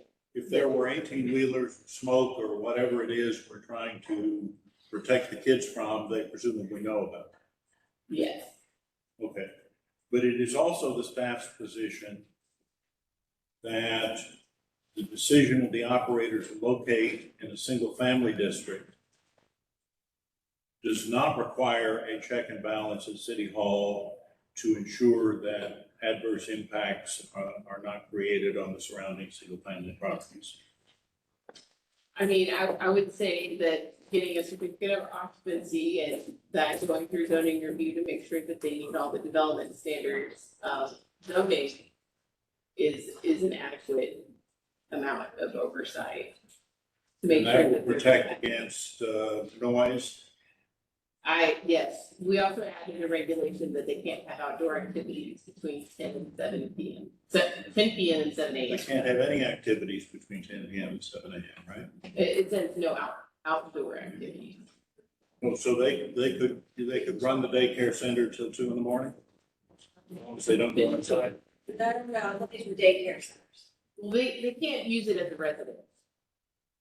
There are daycare centers that provide nights. Nighttime. Okay. Some people work overnight. That's So it will allow 24 hours. very. Okay. Some different. And the staff's position is that no check and balance is required on parking because the operator will presumably provide whatever parking they need. Yes. Right. I mean, I would say as parents, like taking all the stuff that you have to take into the child care facility, you know, like if you feel like a tack mule, bringing in your child and the diaper bag and your other kid, and you know, it's very cumbersome to transfer from a vehicle to a facility. I don't see them, you know, doing that without thought for their client or customers or families. Well, unless they're doing it on a site that will not accommodate adequate parking. Then they may not have anybody coming there. Oh, we have a demand of 85,000 and a supply of 35,000, and people are gonna say, I'm not gonna go there because I can't park because I have to park on the street in front of someone's house while I'm dropping off my kid. I would argue convenience is one of the things that people are looking for when they choose. Thank you. You, Commissioner Crawford, and then I have follow-up. In West Dallas, we have a lot of neighborhoods. I have R75 lots that are 15 feet from my all, industrial property. So according to this recommendation, you could not put daycare in the CS or IR, but 15 feet away on the R75 lot, you would put a daycare by right, and it would not be concerned about the impact to the environment. Well, planning theory is supposed to have some sort of transition between, I know. That's why I'm really excited about Forward Dallas and the idea of us taking closer looks at how the zoning. I'm also concerned because the way this is, the staff recommendation will allow daycare by right in our lot, that there be no limitation. Any number of our lots in a single family neighborhood could turn into daycare centers by right. Be right. Are you worried about the disparate impact on a lower income neighborhood that's closer to affluent neighborhoods? Because you do have a lot of, because affordability of daycare is driven a lot. I mean, I understand that this is requiring it to be a hurdle, but it's just expensive no matter what, because of, insurance and salaries and that sort of thing. So if you have a high demand area, all you need area, like you have the Kessler Stevens neighborhood, but presumably you have a large population that can afford daycare if it's convenient. If someone wants, if we pass a rule that says, okay, you can open daycare centers by right in our area, an operator is more likely to look at the price of a lot in Kessler Stevens neighborhood or go across 30 and look at something that's still convenient, but a lower priced area, and have the possibility of putting all those daycare centers in a less affluent area that's serving the more affluent area, but the lower income area is going to have to live with the impact. I mean, well, I don't think we should be taking like economic factors into, because I mean, I think if you do look at like the NBA map, you do see that, it's, I'm sure there's exceptions, but. I mean, looking at the map, we have a provision of this. If we remove the barrier of SUP, it's not suddenly going to increase the number of people who have adequate discretionary income to pay what it's going to cost to take care of it. It's just, we have to be realistic. Right. I think there are so many barriers to opening a child care facility. It'll be very hard anyway to open one up. Commissioner Rubin, Commissioner Trevor. Commissioner Rubin? Oh. I had to step out earlier, so I apologize if any of this is repetitive. So there are the two uses, there's day home and daycare. And there's been some talk about a daycare opening on a single family lot. Looking at most daycares, child cares, adult cares, do we see instances of many daycares in the city right now opening on lots of 7,500 square feet or 10,000 square feet, or are they mostly larger facilities considering the much less onerous, or on much larger parcels considering the much less onerous day home accessory use that's allowed? So, well, I don't know that I can speak to the size of lots, but I can think about an organization called Lumen Education, which is like very well known and respected. They opened in a house in kind of the East Dallas area, just kind of a bit above I-30 over by Grand. They then were able to open in a church building, but not as a church entity, in another neighborhood a bit away. I think at this point, they're actually, to your point, the community pricing is actually increasing. They're actually closing their facility in the neighborhood that they had originally opened. And they have their kids, I think, primarily in their kind of secondary site now, which is, what street is it on? I've totally forgotten what street it's on, but it's kind of right across top of the Grand, right off of Grand, and I guess Vista maybe is the closest. I don't think there have ever been any complaints after that site. I think that it's accepted and appreciated in both communities where they existed. But they're different looking. So that initial one was like a house converted to a childcare center, not a home care center, a childcare center. And then another home that was added on to it. And they kind of did that over decades. So it's kind of two different looks. But two examples of childcare facilities that are in neighborhood settings. I also talked to an operator, because he got a letter that's on Plano Road.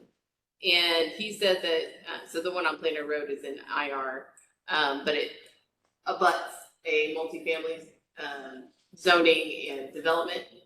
And he said that they're doing well at this facility in Dallas because there are so many apartments and children nearby. But he has another facility in Garland that's in the middle of a single family neighborhood. And he said that one's really struggling because there just aren't any children in that neighborhood anymore. So, they haven't paid off, so they're still open, but they said that they do struggle just because they aren't in close proximity to a lot of children needing care. So, yeah, so I think like the economics, argument is they want to be located where there are people that need the service. And I think most parents, especially now that some of us have a privilege to work from home, it sure is nice to be able to take your child close to home instead of having to drive all the way downtown if you're just going to be working from home. And so I think, with all the changes in life, they might be more desirable near where people are living and raising kids and caring for seniors and things like that. Commissioner Rubin, do you have a follow-up? Not right now, maybe in a minute. Okay, Commissioner Lisa. How many SUPs do we currently manage? SUPs we have in the list right now? Yeah. I don't know, but Stephen did take a look at the number of SUPs that were passed in 2020 through August 2022. That's on page 1137 and 13, 14 is what I count. So we don't know as a city how many SUPs we have for this use? Not off the top of our head. Some of them are permanent. Like some of the really old ones are for permanent time periods. So also we, wouldn't know if they closed or not. And then If I'm understanding you correctly, your expectation is that most of these facilities will not be in, say, single-family neighborhoods? You're expecting them to be someplace else? I mean, they could be in single family neighborhoods, but just based on what operators have told me, it doesn't seem that they would unless there are a potential for business to be. So there's not an expectation that this would, by leaving SUPs in some of the residential districts, wouldn't necessarily increase the number of SUPs by all that much? I think it's hard for them to get it, or it's a lot of work for them to get an SUP right now. And that's been a barrier. And it's a hurdle that I think we are more looking into. We have the scarcity that we wanna. But it's a balance. Exactly. So, you know, what we're doing, this conversation, is balancing the health and stability of our non-multifamily neighborhoods versus reducing things that would be deemed a protection for those neighborhoods in order to make it easier for someone to come in and put 24-hour care facilities. I would advise, that's what we did, to add an angle to say, is this what is needed and is compatible by default? Because if it's a serving use for the neighborhood, then we can switch a little bit the angle. Because that's the argument that we're trying to make, like, these are uses, these are services for families. The same as house is something what you need in the neighborhood, you also need this interaction with the services for everyday life. So can they be small enough to supplement that service? That's the angle that we.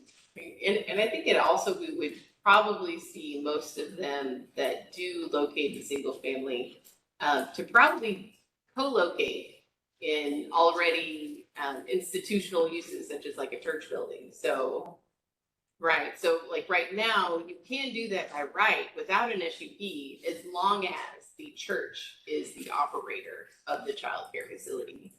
And, you know, some people have, you know, hangups with religion and, you know, they may not want to send, you know, their loved one to that particular facility because of religion. So it would allow a little bit more separation. Either they co-locate or maybe they move to a different facility and it just becomes a child care facility, although it was once a religious organization, some variety. We could write that into. So are you suggesting an amendment that will allow co-location of Medicare that previously existed church or school use by right? No, I'm not recommending. Don't guess. Would you prefer that to requiring the SUP for daycare centers and our industry residents, whatever? I mean, I've never seen anything like that written into zoning. Because right now, by right, in a residential neighborhood, it can go in a church, in a school, or it could be a day. Right, exactly. So it's already. But you can't have you can't have a non-church affiliated, non-church run daycare by right now. It has to be run by itself. That would be a possible refinement if it worked better that way too. If it seems less intrusive to the neighborhood to let a daycare center go with the church or something. Or just a non-residential building. So they say, I'm gonna build a church. And then they build a church. They're like, oh, I'm just kidding. Bring out your child care. Is that really better? It exists. Before we get to the rest of the presentation, Mr. Alshon, I have a quick question for you. I noticed you did an extensive analysis of the need here. I'm wondering if you have anything specific for single mothers?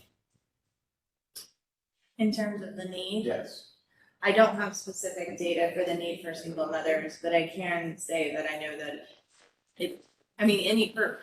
for a single person headed household in general, but especially for single mothers where much higher proportion of those households are single income households, I guess you could say. I I don't actually have any specific data for the need for that population. I think some of it's because of the data limitations. But that said, it is operationally, it's even more important in a way because those individuals really don't have any other way to get to work if they don't have care for their children. So I apologize that I don't. No, it's fine. All right. Let's move on. Move on, okay. All right, so, when we were talking about, this, we also wanted, there were some concerns at ZOAC about, the ability for institutional uses, to have more lot coverage and basically unlimited height, in residential districts. So these are the two provisions that we were mainly, discussing when we were at ZOAC. And it says, in single family, so it has these very specific districts which have a rationale, which you'll see in the slide, and it's also in the report in the table. But in single family duplex, townhouse, MF 1 and 2 and 3, manufactured housing, neighborhood office, and neighborhood service districts, institutional buildings may cover a maximum of 60% of the lot. And then structures for utility and public service uses, which are like, your post office and your, electric substation, and institutional uses, which also, includes churches, hospitals, daycares, etc. May be erected to any height consistent with FAA airspace limitations, residential proximity slope height restrictions, and the building code. So it's a lot of words, and sometimes it's hard to wrap your head around it. So I made a table, if I can get this to advance. And I first wanted just the residential districts. So this window is about. So the columns are all residential districts. The kind of reddish peach, I'm not sure, is all of our single family districts. And I kind of lumped some of them together to make it easier to read. And then the green are our multifamilies, just to get you oriented in case you're a little further away. So in those districts, residential structures are allowed more lot coverage than non-residential structures, generally. So there's a lot of 40%, 45% in single family, and then the non-residential structures are limited to 25%. So that existing exception to allow additional lot coverage grants some relief for institutional uses like churches, childcare facilities, hospitals. I don't think those can go in residential districts. And also for maximum structure height, the existing regulation for all structures in those districts vary. Single family is 36 to 30 feet high, multifamily is 36 feet for MF 1 and 2, 90 in MF 3, and 240 in MF 4, which I think may also be part of your point of why allow it in MF 3 and 4. It's because they are allowed a lot more height and density in MF 3 and 4. So I'm trying to go next again. So this line shows you what the code currently allows. And so in single family here in our, my cursor, probably not, maybe here. In our single family districts, the development code currently allows institutional uses to go to 60% lot coverage. And also in the multifamily district. So this allows them to go from 25% lot coverage to 60, which does exceed what a residential use is restricted to, but does not, it matches the residential uses in our multifamily zoning districts. Okay, and let's see, and then also for the height, that provision that we currently has allows basically any height subject to RPS. And I put this little asterisk in these districts that have residential proximity slopes. So our CH multifamily districts have residential proximity slope. So with ZOAC, during our discussion, we were talking about, hey, maybe, allowing this extra lot coverage, extra height that institutional uses are allowed in residential districts may create some, incompatible character of the neighborhood and the residential districts which they're going to build. So, so we proposed some, exceptions to the exception, if you will, to have them, be more consistent with residential development. And so, so this last line of the table where it says ZOAC recommendation, is 40%, which matches the residential structures, for lot coverage, and 40 and 45%, in our single family districts. No change there, and really there's no other change really required for lot coverage. But it would make it consistent with the lot coverage of residential structures in the single family zoning districts. And also, restricting it to 36 feet, for all of these, single family and MF 1 and 2 districts. So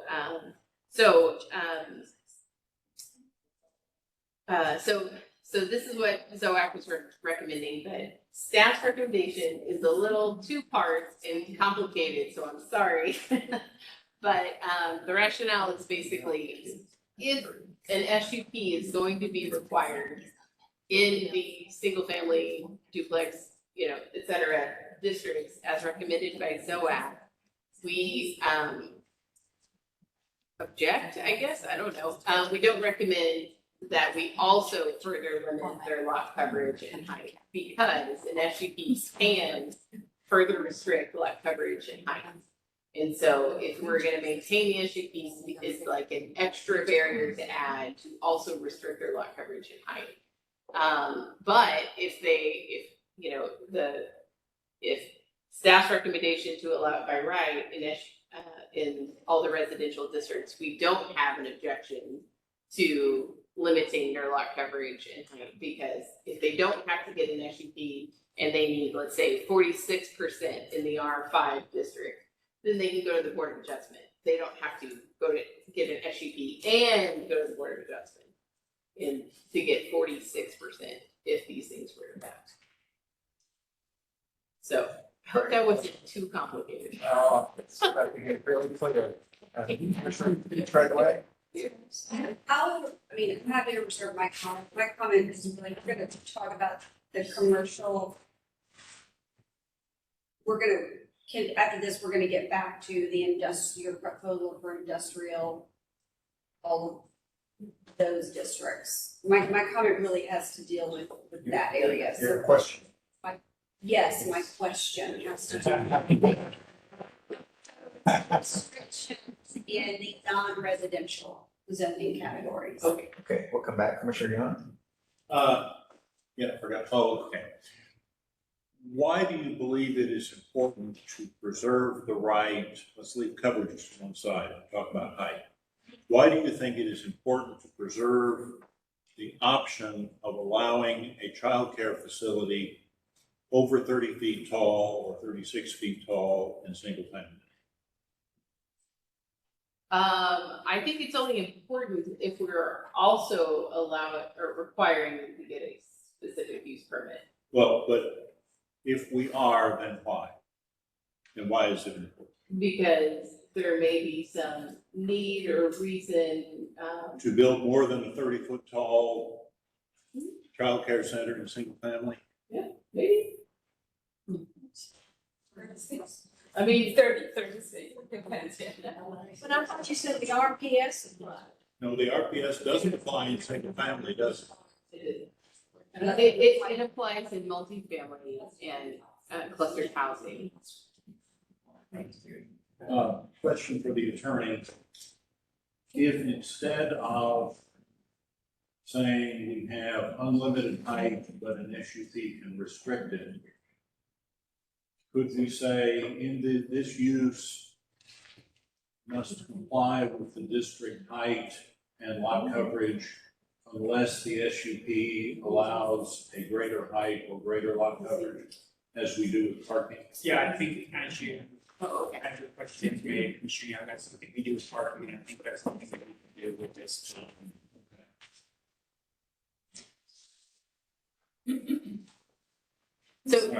So I think I need to just go over what staff recommendation is one more time, and I put it up on the screen.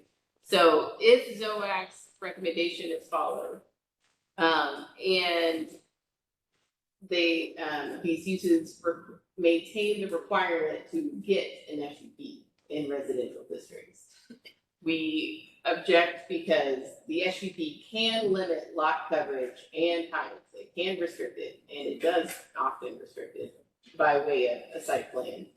But if staff's recommendation on the district's permitted moves forward, then we do not have an objection to limiting lot coverage and height. I understand that, but if ZOAC's SUP requirement is adopted by the commission, we've just heard Mr. Moore opine that instead of leaving height and lot coverage to every single SUP, we could say this use must comply with the district regulations unless an SUP grants a higher height or an increased lot coverage. Would that address staff's concerns on Similar to the parking requirement, how the SUP can set what the parking requirement is for some institutional uses. It could be written into the code to say that the SUP can set a height maximum above. But that's more restrictive. The parking one is a little bit more permissive, I feel. So basically adding two restrictions on top of one another. So I thought that the purpose of the SUP is because this is an institutional use, therefore it can go any height and all of those. No, but I'm saying we change that and say it's got to comply with the district regulations unless the SUP authorizes. But you still want the SUP though, so it's two. Well, I'm saying if we go with ZOAC on the SUP, then we can solve problem number 2, seems to me, by saying you got to comply with the district regulations unless the SUP cuts you some slack. Yeah, And that would permit theoretically the 80-foot daycare center next to a single family house if we're concerned about preserving. That is still less permissive, less than, there is still more regulation what we have today. I just want this to be clear. We're saying the same thing. I think it's just more complicated to do it that way. It might be harder to follow our zoning regulations. Understand what the requirement is. Commissioner Satterthorn, Commissioner Corbett. Yeah, I mean, excuse me for bringing up, so to me, the elephant in the room, but you keep using the term that this is an institutional use. And I am all for childcare, don't get me wrong. However, when we were dealing with STRs, we said that using as short-term rentals a home is a commercial use. And, you know, a church is, more churches are nonprofits, you know, schools are nonprofits. If all of a sudden we're going to allow a commercial, you know, most daycare centers are profit-making centers, KinderCare, you know, these are businesses, a lot of them. So if all of a sudden in the middle of my block, you're going to be able to build a commercial entity without having to come for any approval, then we're right back to the STR question. Aren't we allowing commercial in what we have said? And you're calling it institutional, but is it institutional? That's how it's classified. Yeah. That's how it's classified in the code right now, that if you want to change the. Consider KinderCare or Jamboree or any of that institutional. I consider those the majority, other than ones that are the 10 to 12 in a home. And in churches, the majority of childcare are companies. I don't know if Daniel has. Commercial. Yeah, I mean, the existing adult daycare facilities and childcare facilities are in the institutional section. That's just a decision that has been made long ago by council that these are institutional community service uses. Well, did that anticipate the business of childcare centers? Can I interject with two things? One, in our research, and that's what I was checking with Sarah, in all zoning codes in the country, childcare and schools are institutional uses. So that's one, kind of like solved. If we want to change the zoning perspective on it again, by all means, you have the power to recommend that. And second, private schools are institutional uses as well. Well, correct, but a private school, you know, they're not sitting there giving owners, shareholders money that they've made in profiting. Even a private school is functioning as a nonprofit corporation, basically. Yes, there's some charter schools that have charter schools everywhere. But there's something different about the majority of childcare facilities I see. You know, you see converted McDonald's, which is a wonderful retrofit. Okay. And that is a profit-making place where you drop your kids. Are we saying, let's devalue residential neighborhoods? There is a difference between having a home that doesn't have signs, that anything like that, next to you, it's a day home. I don't have a bit of problem about that, you know? But if all of a sudden I have got what I see is a drive-up commercial place that says kinder care, come on in, you know, drop your kid off, that's all of a sudden devalued my home or my block on each side, aren't we suddenly putting commercial into a neighborhood? If the question is about signs, they have to follow the non-business sign regulation. Yeah. But it is a commercial entity in a residential neighborhood. That's not a question we can address because we just said like per the zoning code. But did that zoning code ever equate, and I'm just saying, I'm not sure that zoning code, when it was written, equated what we see today as commercial enterprise childcare centers with what we call at-home, day homes, group homes, that sort of center, senior centers. I mean, there is. I think you're about to get an answer. Okay. Yeah, I was gonna say, again, the same with every use, like the financial part of it and how they make their money and the business side of it, that's not zoning. Zoning and land use and this design standards are what we're talking about. So if the concern is too big or it has a bigger sign or stuff like that, we can talk. But how they're funded and because they're funded like that, that's a different land use. I don't think we can do, like unless Daniel allows us, it's the same conversation about renter homes or owner homes. That's not land use, that's not zoning. Well, it's scale. Yes, exactly. We can talk about scale and then we look at massing and everything that comes with that, but not differentiate, I would say. It's a commercial use just because of their financing and the business model because that's not what we do.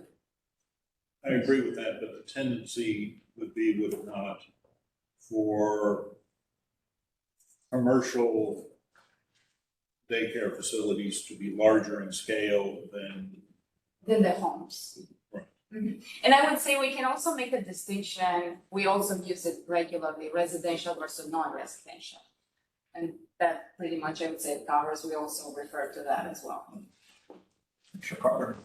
Is there another issue here though with the line of institutional by right? Institutional use by right in a residential neighborhood because the planning regulations don't require that site for an institutional use conform to the pattern of the area. So theoretically, you know, someone come in and buy multiple adjoining residential lots and put, you know, an institutional or commercial use there. And we can address those issues of scale and appropriateness through an SUP process, but there would be nothing to stop that if the daycare center is allowed by right in residential. I mean, because the planning regulated, if daycare is classified as institutional use, then they also get a 40-day exception in planning. Is that correct? I mean, I feel like the comments are saying two different things. We don't want them to be big, but we want them to be on small lots. And it doesn't make sense to me.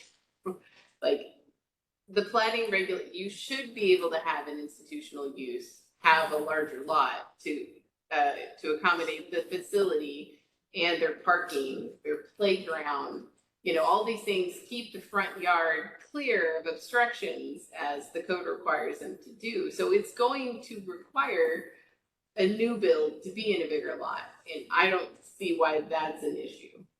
Well, I think, historically, those institutional uses that are afforded that greater size are considered, are usually churches and schools, and whatever, for whatever reason, people consider that to be normal. And schools require But for all of a sudden to introduce a commercial entity, which happens to be classified as an institutional use, for it to be afforded that greater scope that you give the, what most of us consider to be the traditional uses, seems to have a tremendous potential for altering, very fundamentally altering the character of the residential neighborhood.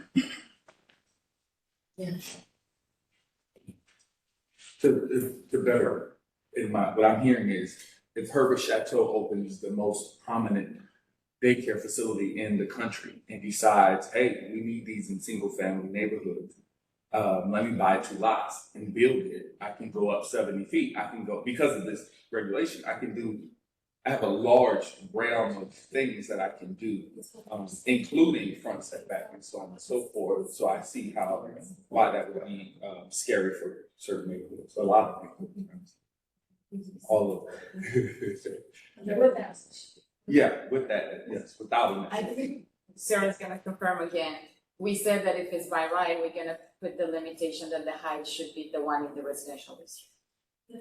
So the answer, Commissioner Herbert, is you could not go 70 feet. No. And it would not address the lots that you could have in the. Right, and now we're getting into the potential unicorns, right? Because now we're getting into this argument that, yeah, we're gonna go into the demand for this use is gonna be so great within one little pocket of a neighborhood that it's gonna be less expensive, not just go to a commercial unit and open a daycare, right? Yeah, I don't know if Jessica wants to address this, but I would say this is not mandatory.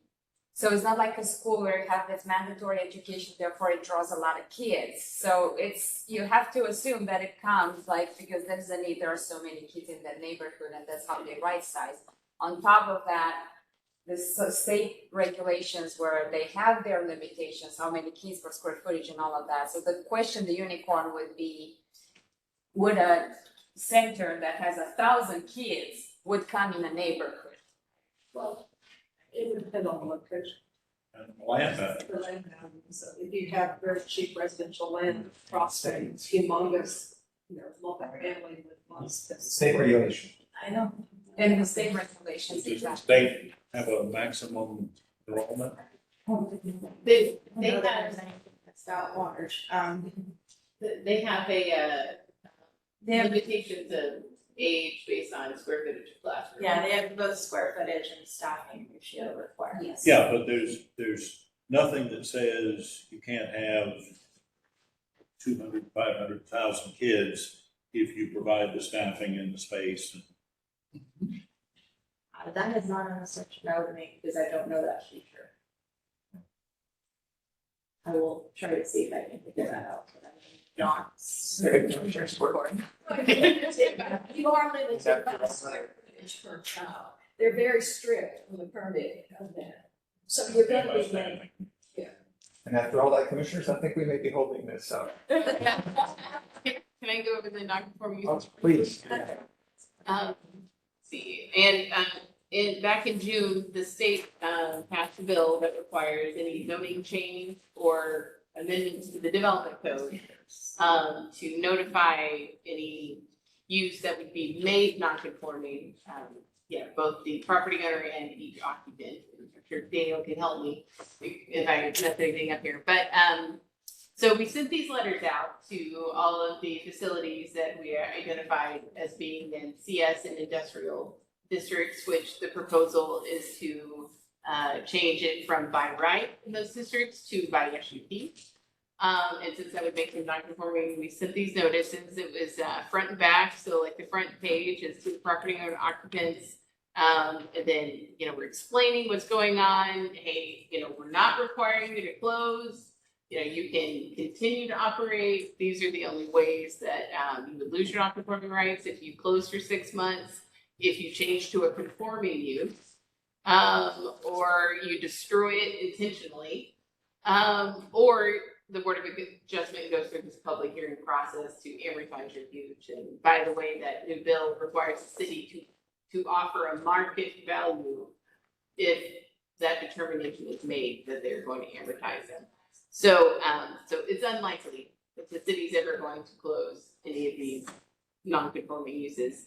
But the bill also requires the city to write this 14-point bold all caps thing that says, in quotes, "You may lose the right to continue using your property for its current use."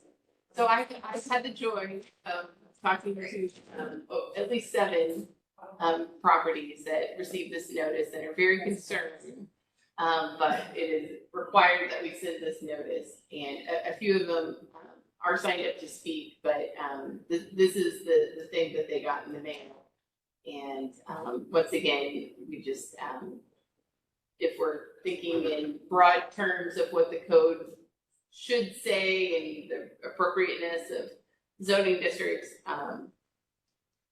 this is why we sent this letter. So anyway, and I have a copy of it in case any of y'all want to read it in detail, but I know we are running out of time. And Does that conclude your presentation? Yes, okay, Commissioner Young, a couple last questions. Yeah, I'll be real quick. We were greatly facilitated, were we not, in sending out these notices, because these are by definition state-rated licensed facilities, and there's a finite list of those. Yeah. If we were talking about tattoo parlors, would we be able to identify and send out lists or letters like this? actually, those are also licensed. Okay, well. Doggy day. Not that we would have a strict doggy day here. Other nuanced uses, it will be harder.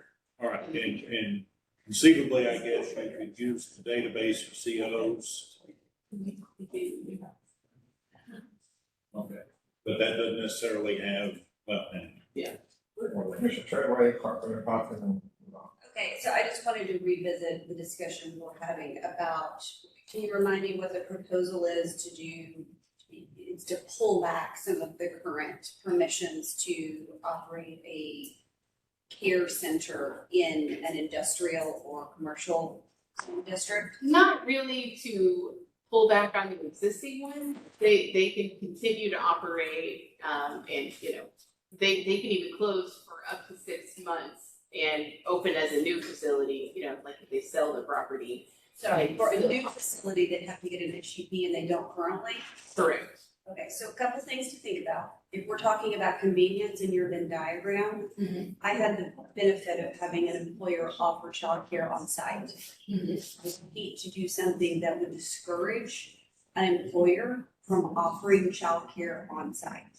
And so if we have a work location that is in an IR or a CO or any other of those districts, making it more of a hurdle for them to offer childcare for their existing and new employees, I think would be something that I would think twice about.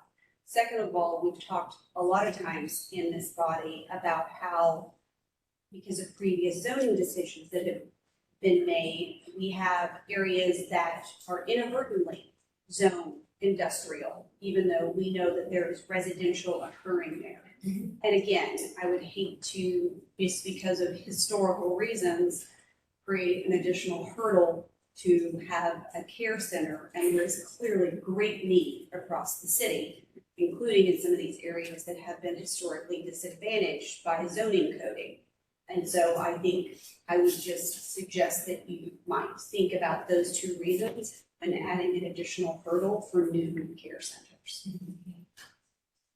So to the employer-based one, right now, we have some like, we have a type of use in our code called a limited use, and it can't exceed 10% of the total floor area. and it cannot have its own signage. And I think they have to have, anyway. So it basically describes employer base. So, you know, if the body wanted to make a recommendation to allow it as a limited use in CS and industrial, I don't have any objection to that, because that would probably be an employer-based facility.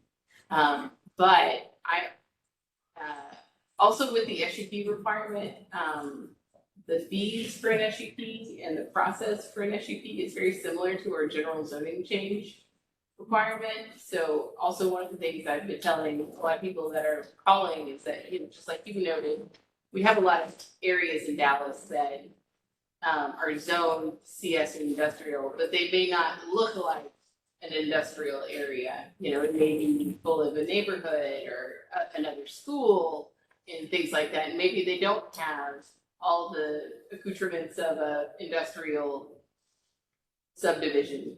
And those are really good candidates. I've sent all these addresses to our Ford Dallas team and said, hey, can you take a look at these areas and see if you can put it on your areas for change thing in Fort Dallas. So I did send those on and see if they could take a look at it and see if at least it can make it into Fort Dallas. It may not make it to a ultimate zoning change, you know, in the end, but and you know, I've been talking to lots of them and explaining just like the processes and the hurdles that becoming a non-conforming use, you know, requires. Thanks. Were the non-conformances that you identified in sending out these letters limited to daycares and with CS and IR? Daycares and adult daycare. So I mean, but you weren't talking about ones that are longer or anything, Correct. it was just the zoning classification. Right. So I think non-conforming use is either it's not allowed anymore at all, period, or it requires an SUP, basically. Just curious, do you remember how many notices were sent out? So we have to send it to both the property owner and the occupants, which we've interpreted it to mean send it to the facility.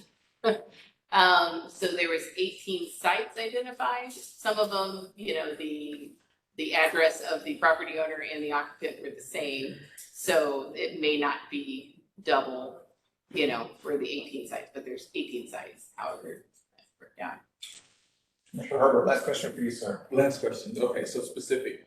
Plaza of Americas, there's a Brighter Horizons facility inside, right here downtown Dallas. It's used by several employees, hospitals, you know, a lot of companies use it, although it's not based out of that hospital, out of those facilities.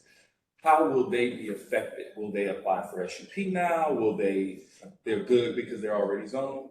Yeah, they're already located in the Central Area District, so there's no changes to their zone. So if they were, say, in a warehouse district providing the same services, are we making them do SOPs for environmental issues, or what's the reason why we're limiting industrial commercial use? We just don't think it's an appropriate environment for the vulnerable populations that go through child and adult daycare. Even if those families are working at those facilities and districts. Right. I mean, they can get an SUP if they really, you know, there really should be an industrial. I can make an argument. I mean, I know that the workers may not live in the city, but I think we're trying to move the service in the neighbors where it's more appropriate and closer to the home. Yeah, but for the average worker who gets off at 5:30, to get to their residential area could be up to an hour and a half. It's just a lot there. I get it. I do get it. So I just Yeah, it's just moving it back here instead of moving into your work, but trying to fit in the neighborhood to be with the neighbors' kids and all of that. Yeah, because right now, I pick myself up downtown Dallas, right, before I go home. If I was to wait till I got home, I would pay extra money because now I'm in an after hours kind of care situation. So just wanted to, but yeah, thank you. Okay, thank you very much, Ms. Smith, Mr. Dollenshaw. I'm sure we're gonna go back to our zoning cases. I think we're at case number 4. Is that right? Yes. It starts at 3. Good morning, stars.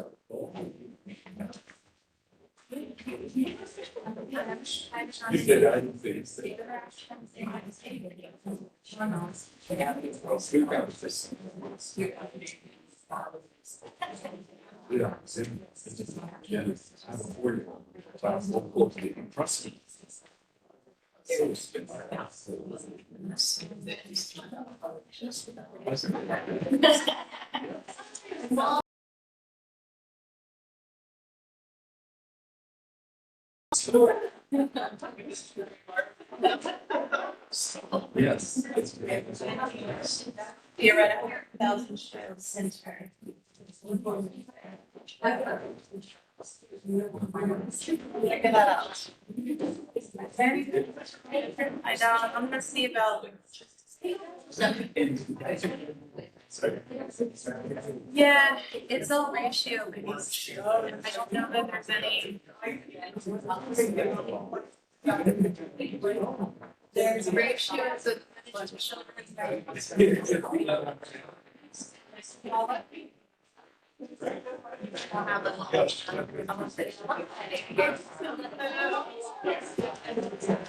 See you here. Yeah.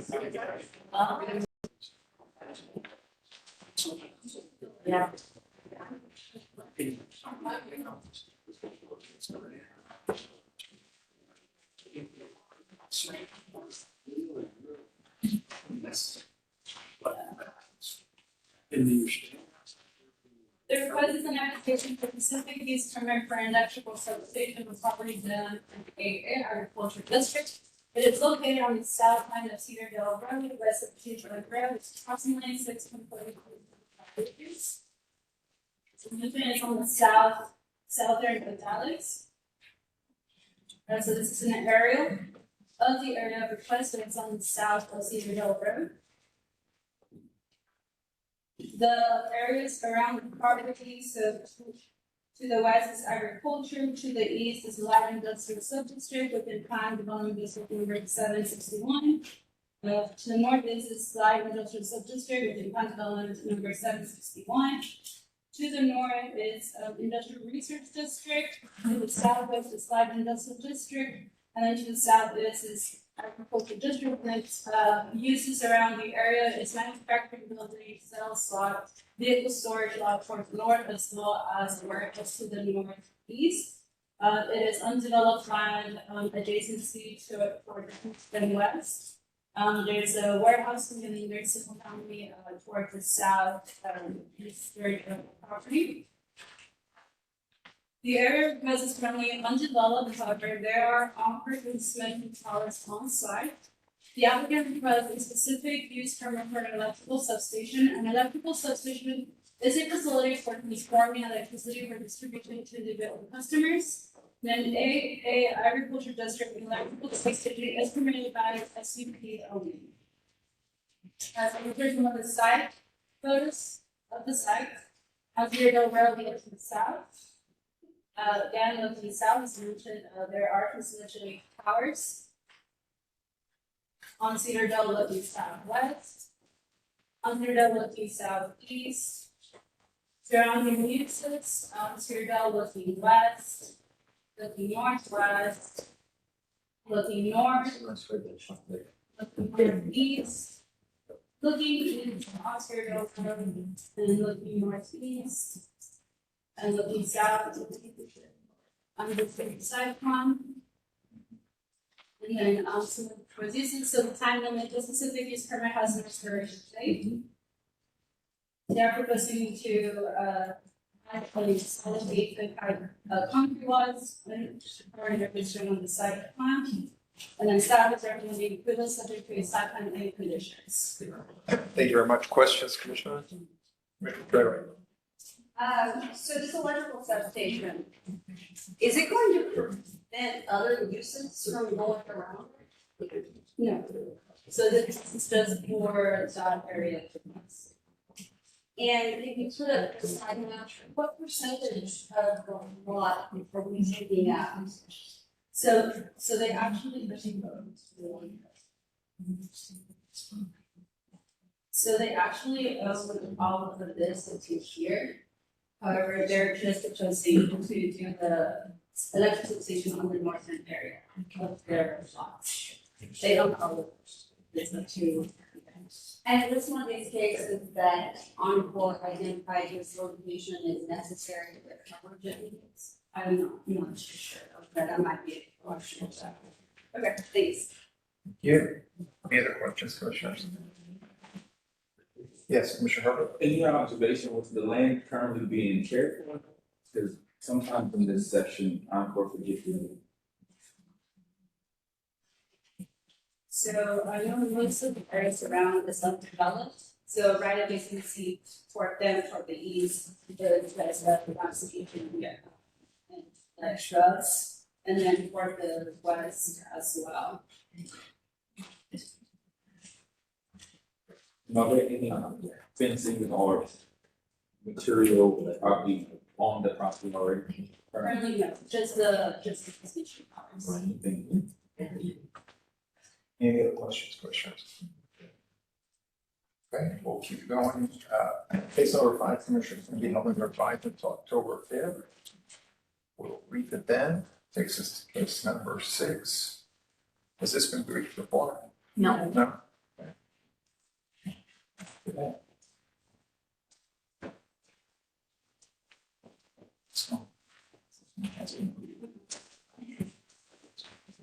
Yes. Z212-260 is an application for a specific use permit for a public school other than an open enrollment charter school on properties on R16A. It's Harry C. Withers Elementary that is in a block bounded by Alta Vista, Wonderland Trail, and North Haven Road. It's approximately 8.5 acres. It's in North Dallas, Northwest Dallas. It is surrounded by single family on 3 sides and then by a park, North Haven Park, on the west side. And it's all R16, the zoning is all R16 around it. Again, a lot of pictures for schools. I'm hoping I'm going quickly through them. This is the view from North Haven. This is basically their front with the existing parking lot, and you can see the park. Further going on North Haven, you can see their sign, the school as it is today. You can notice the poles, the Encore poles with the very low wires. You can notice all of the drop-off areas in the sidewalk. Beautiful trees on the campus. They have a sitting area in front anyway, mid-block crossing on North Haven. Same, just observe the multitude of poles that are basically limiting the sidewalk and the configuration. The corner of North Haven and Wonderland, same, you can see the utility boxes. In the meantime, I think I took this Google view, but in my pictures, when I did my site visit, I noticed that Encore added more poles on Wonderland and Alta Vista, so they are kind of like their 3 main frontages are kind of like very limited right now. They will try to work around them. This is a view from Wonderland to see what is parked and how, and right away in the front yards. A view on the side, access to the street from Wonderland. View from Wonderland and Alta Vista. The portables, they're planning to remove them. The newly installed Encore poles on Alta Vista Lane, a little bit of a break between the fence and the yard, mid-block crossing. Another view from Alta Vista, you can see the park closer to the picture. We received the revised site plan. It has only a small tweak. I sent it to you, I think yesterday. But to go quickly through the site plan, what they are proposing is they're keeping the existing school, just adding the shed, and they have another addition, kitchen addition, a little bit of an addition in the front of the school just to expand a little bit the vestibule. But their main addition is basically going on Wonderland Trail, and they are creating this 2 curb cuts with the drop-off area and a little bit of parking in front of the building on that area.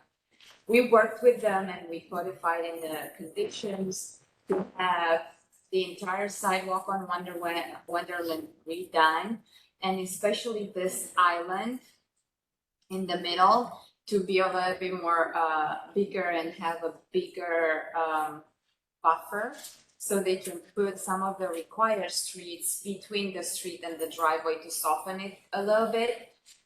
We accounted for that provision in the SUP. What else? And additional amenity areas on the new addition. They're showing a detention pond. When they talked to engineering, it turned out that they need this, and we worked with them to require trees around it to soften it a little bit. We also required in the SUP conditions trees around Alta Vista as well.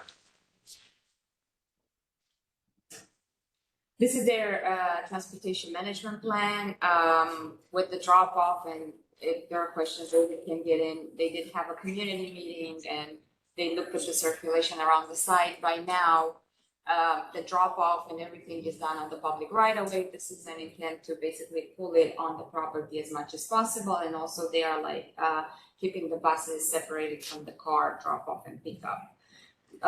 Normal for institutional uses defaults to R16. Again, normal institutional uses, development standards. SUP conditions, as I was saying, for landscaping is mainly Article 10, but we are adding, so we're just adding in their conditions to make sure that they provide more than what is required. And we're allowing them to have the trees in the right of way counted towards whatever would be required on the Wonderland Trail side.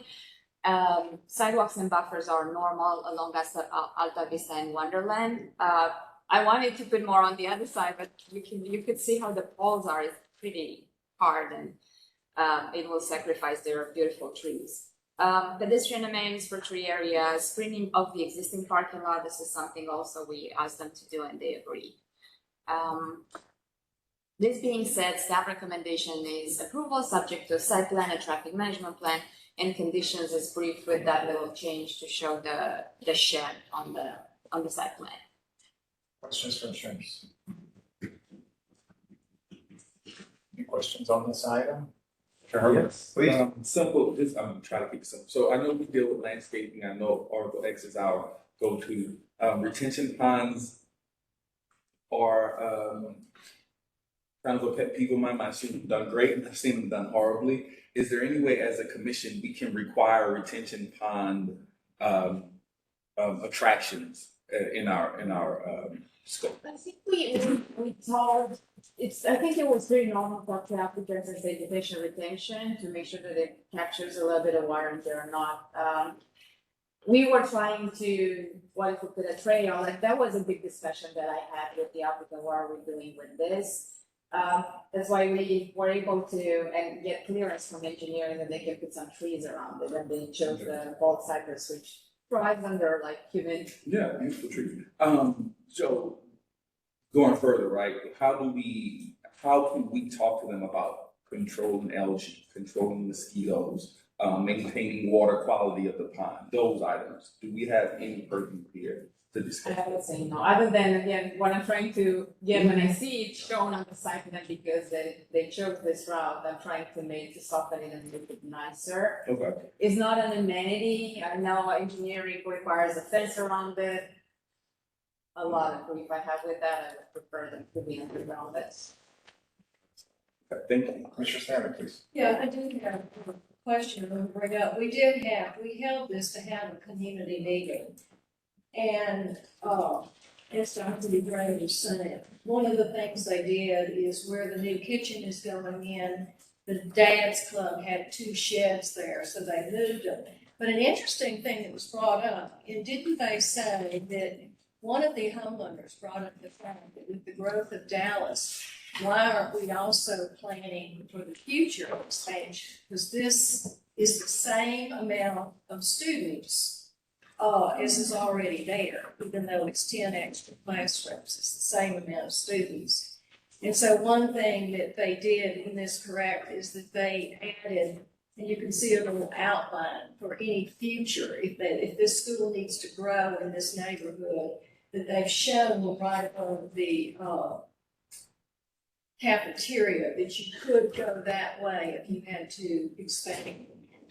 And a question, is there no parking on the Wonderland Trail side? where you go in to pick up your child. There are some, you see, there are some, right now there is a thing. No, I'm talking about there's supposed to be, I want to make sure because it's supposed to be no parking in the future. On the right of way on the street? On the street, correct. Yeah. I'm pretty sure it is. I'm not aware of that. I don't know if they're showing you Yeah, I parking think it is. on the PUD. This is coming up, this is in the plan. I think they can install some on their side, and they can do that with transportation, right, David? I'm talking about the school side. There's to be done. Yes, I was saying being Because to the that's the right. whole point. They don't want anyone right now, they're servicing everyone from North Haven. And they don't want, they're trying to get it on site as opposed to on street to prevent all this pulling up. Yes, yes, and I think that's the purpose of the management plan, and we'll make sure to enforce that according to the signs that the district will be responsible for and start with their engineering contractor. Okay, right. Okay, and then I do want to ask something that's brought up, which is, I didn't see in there the cypress, I saw the cypress trees around the parking. I saw the 9 trees, Alta Vista, and I saw a fence around the detention pond. Is it specified? Because I think all these detention ponds should not only just have a fence, they should have those shrubs that grow like a wall in 3 years. Yeah, the engineering has to approve on what type of vegetation goes around them because they don't want to interfere with the water. But you saw that there? It's in our SUP conditions. I don't know if we named bulk, but let me refresh. Okay, I saw it on parking, and I think that's an important point, that we start truly screening it with, some dinky fence, because I've seen that in a lot of places. Okay, that's it. Thank you. Oh, and they're putting in a storm shelter. Mr. Treasurer? So I noted that 51 parking spaces are required, 56 are going in. On 59 are required, 56 are going 51 are required, 56 are going in. So they're over parking by a little bit. I would defer to them, but we always try to give Yeah, them, they have a either lot do it per ratio or. They have a lot of athletic, a lot of stuff going on campus, quite frankly. I think that was one of the discussion was. To answer Commissioner Sanders, and I apologize, in the landscaping proposed SUP conditions, page 6-7, you will see a minimum of 8 bulk cypress trees must be planted around the proposed detention pond indicated on site. Thank you for that. Any other questions, commissioners, on this item? Okay, let's go ahead and take our lunch break. 11:50. Let's take a 30-minute break. What? You materialize. I do. I didn't say you thought I was.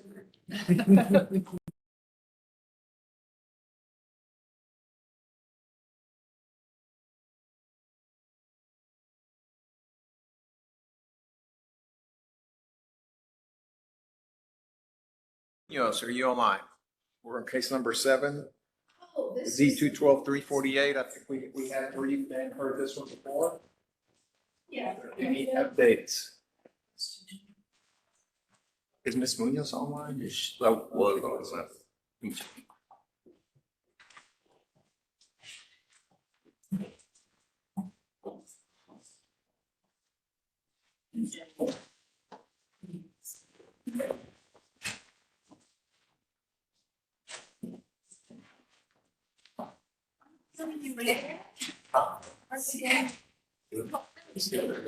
update on this.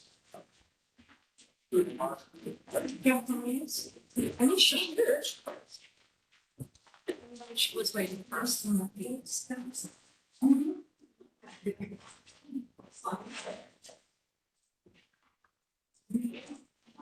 Oh, there she is. Good afternoon, Ms. Munoz. We're just looking for updates on case number 7.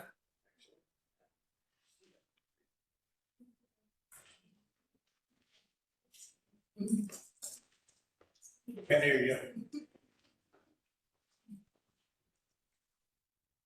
Okay.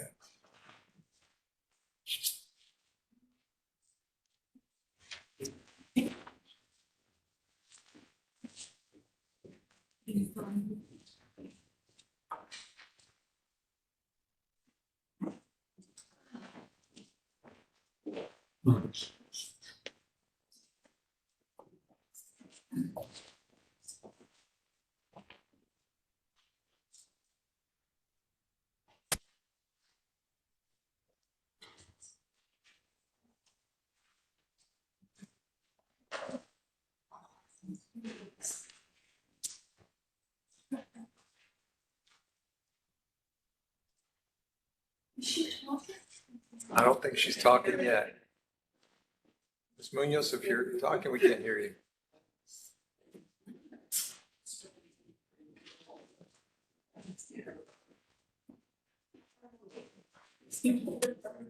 Call us. Jennifer, can you hear us?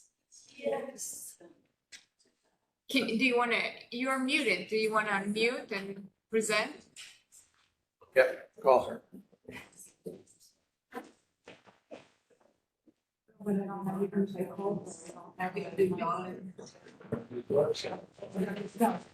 Just leave how it's showing. With a different side. This should write and show to them. Oh, yeah, I understand. Yeah. You wanna do yours? Yeah, let's do it. We'll give her a Should be not ready. Yeah. Yeah, so we'll go to 9. Thank you, Commissioner. We'll come back to 7 and 8. Let's start with 9.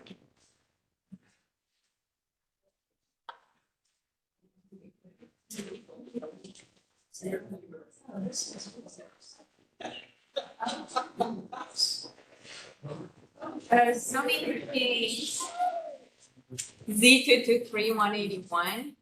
It's new specific use permit for the sale of alcoholic beverages in conjunction with the restaurant without a driving or drive-through on property located within sub-area 2 of Land Development District number 366, the Buckingham Boulevard Special Purpose District with a D1 liquor control overlay. It is located south line on Lake June Road, east of Rose Garden Avenue.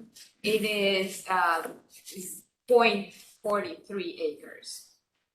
It's Lower East Dallas and on the area you can see it's basically in a retail street.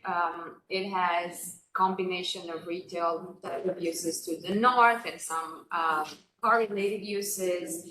And around it to the south, there is single family. However, I think the lot immediately back, get the sense probably it's a dual type of use. But in the back, there's a bigger parking lot that's connected. Retail street immediately to the west, there's a commercial amusement inside. This is a larger view of how the D1 control overlay and the zoning in the area, just I wanted to see how it fits in. This is not many pictures, not much excitement on the side other than the building. So this is the front of the building on Lake June. The other side, you can see inside this building, there are 3 units, but only 2 are being used. One is a hair salon, the other one is this restaurant. This is more of the retail strip because it continues to share walls. Across the street on Lake June, car-related and retail type of uses. Not pretty much. The SUP condition is the use. We put a limitation. The staff is recommending 5 years. The applicant would like the automatic renewals.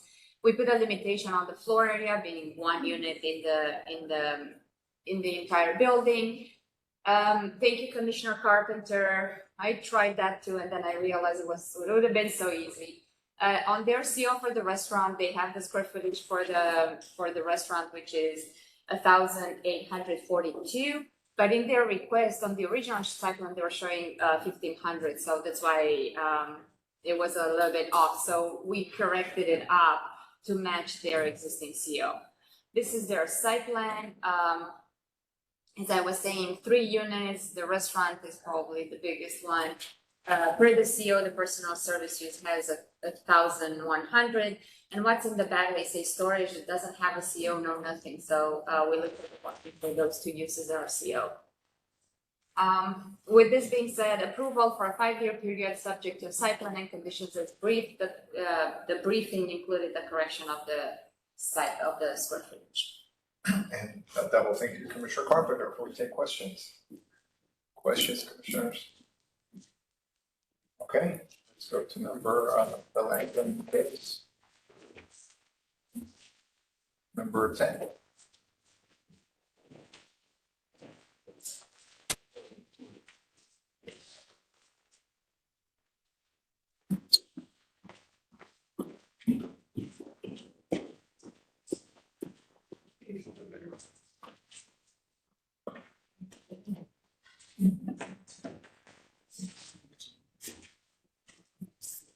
Good afternoon.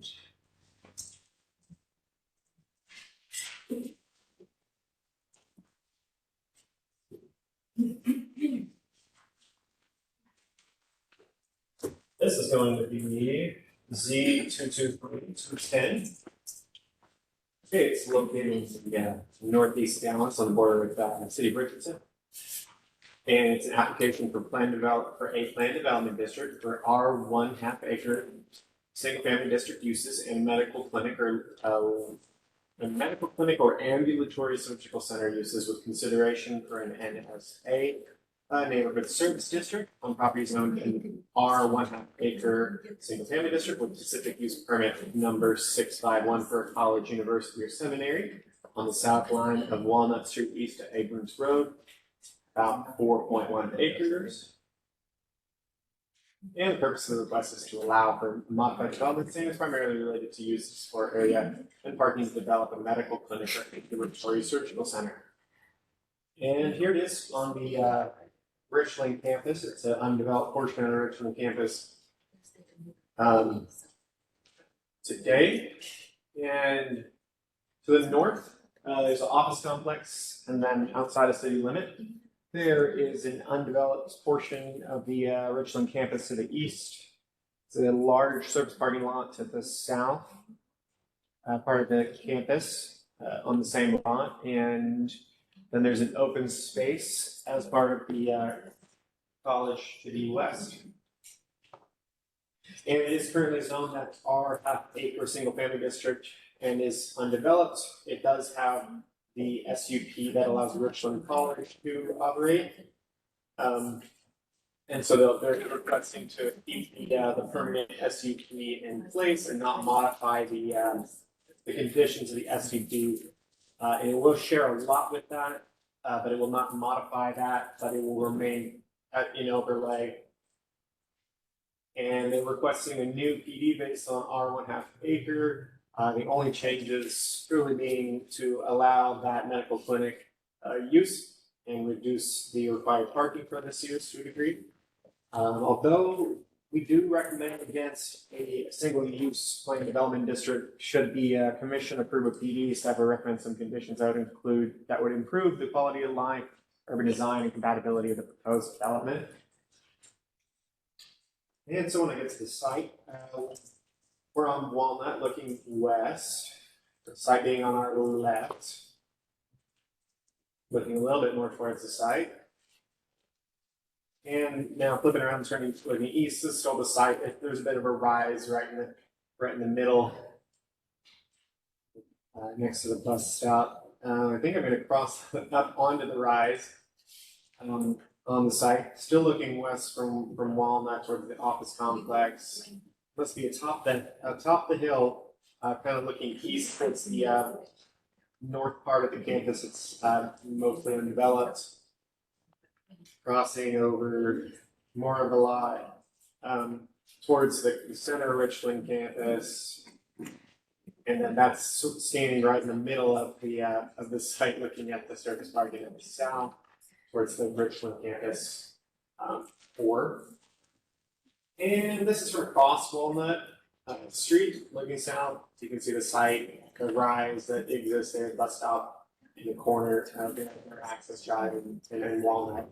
Yes, there is the adjacency to the south of this site. I mean, it'll be on the same lot, but it will be a different zoning. And then that's looking at the open space to the west. And now surrounding uses looking north, the office complex to the north. And now looking east, there's some retail, I believe, in the city of Ferguson, that direction. Surrounding use being those service parking lots to the south, part of the Richland campus. More of that surface parking to the south. All right, now here's the development plan as they propose it. A little more detail. We provided some engineering comments. As the report states, that approval of development plan at this stage is not necessarily include resolution of these comments, although our development plans should conform to city standards and engineers manual. So we did request those, and those are available in the report as well. So we get down to development standards. They pretty much leave the development standards of R1/2 acre in place. Staff did recommend reducing the front setback to encourage more walkable design in any further iteration of the site or use of the site. Other than that, the development standards remain the same, but they added med clinic use and put a square footage max on that. I'll move this. And so basically, PD functions the same as that R/2 acre. It allows the additional use. They also did request the parking reduction from 200 to 250 square feet of floor area for each space for the medical clinic use. Based on the size of the building and the development plan, result in 30 less spots. So a total of 120 provided and required. Without the reduction, maybe 150. Design standards, you can highlight or zoom on any of the particular ones. They accepted a number of these suggestions from staff, including 6-foot sidewalks with a buffer along Walnut, improved driveway crossings, language you're likely familiar with.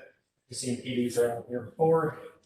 Pedestrian amenities including 2 benches, 2 trash cans, and bicycle racks located along that sidewalk. Pedestrian scale lighting language that you're fairly familiar with. And then we codified, they have a pedestrian path kind of bisecting the site that does help connect Walnut Street to the Richland campus and kind of create lower internal connectivity, even though this is one lot. There's no public right of way running through the property. This still improves internal access to not just this site, but the other one, for the remainder of the Richland site. So went ahead and codified that pedestrian path on here within the western part of the site. And as I stated in the development standards, we recommended a smaller front yard than the 40 that's currently part of the base district. And they requested, the 200, 1 per 200 ratio of parking. Staff recommendation is no required parking. Staff recommendation is approval of an NSA, neighborhood service district, in lieu of a planned development district. That said, recommended conditions are in the docket. Should commission approve a planned development district? Thank you, sir. Questions, Commissioner Young? Yes, on your parking recommendation, is the rationale for that if they were to provide no parking on site, the patrons who come by automobile could park in the Richland lot across the street? Well, potentially, yes. So it shares a lot with the Richland campus. Staff had serious concern with the concentration of parking in that area, and having no ratio means that there could be easier accounting for in the broad campus parking requirements, because you don't have to account for it if it's 0 parking And that is potential, and it's not. My question, I guess, is if they were to build zero parking, which they might not, but if they were, where would the cars park? And isn't the answer in the Richland lot across the street? It's not across the street. There's no public right of ways separating them. That Richland Drive. Single lot. It says Richland Drive is not a street. It's. I mean, it shows here, I don't know. Well, I know it looks like one, but they're single lot. Those are private driveways. Right, across the Driveway. driveway. Yes, within the same. How wide is that driveway? They haven't. 24 feet. Okay, and does that have significant traffic volume? I don't believe it does. Okay. And I'm guessing that the portion of the big parking lot across the driveway, Trying to get you that ratio. that appears to be the farthest parking from the bulk of the college buildings. That's correct. And Right, utilization. so it's likely to be used by the college on a daily basis. Utilization when I was there was extremely low, especially in the portion of the lot closest to this development, played into that thinking. As you can see from this picture, it's probably not a school day, but I was there on a weekday and that was the case. In that case, the only traffic I saw coming through the fire lane we were just talking about was the bus. The bus stops on the southern part of the lot and the northern part of the lot. Okay. Glad you brought up buses, because that's my next question. Is the intent of this development to in part serve the existing constituency that's using the Vickery Meadows Clinic further south currently? I don't know necessarily if that's the case. I may defer that to them. It is a Parkland clinic. I don't know if they're meant to serve a different population or. Because my next question, and I'm happy to defer this to the applicant, is if so, what is the means by which that constituency would access the clinic? Is there DART service? Yeah. Et cetera? Yeah, you got it. No, that's played into the recommendation. So DART station or DART bus, high frequency bus runs and drops off on either side of this area of request. So Route 17, it runs at the same frequency as the DART rail, and it in a 5-minute bus, it takes you from this site to 2 lines of rail at LBJ Central, and then the other direction about 10 minutes to the other station on LBJ on the blue line. So there's extremely high frequency bus service right here So outside. if I were a resident of Vickery Meadows, what would be my path? I would have to walk to the Park Lane DART station, You could get on. go by that to some DART station and connect to the bus. There's the red and orange line go from Park Lane Station to LBJ Central. There's 2 lines running there, and then you can get on the 17, which runs very frequently. But the 17 also runs from Park Lane area on Skillman, and then it runs up and back on the other way to the site coming north, multiple ways.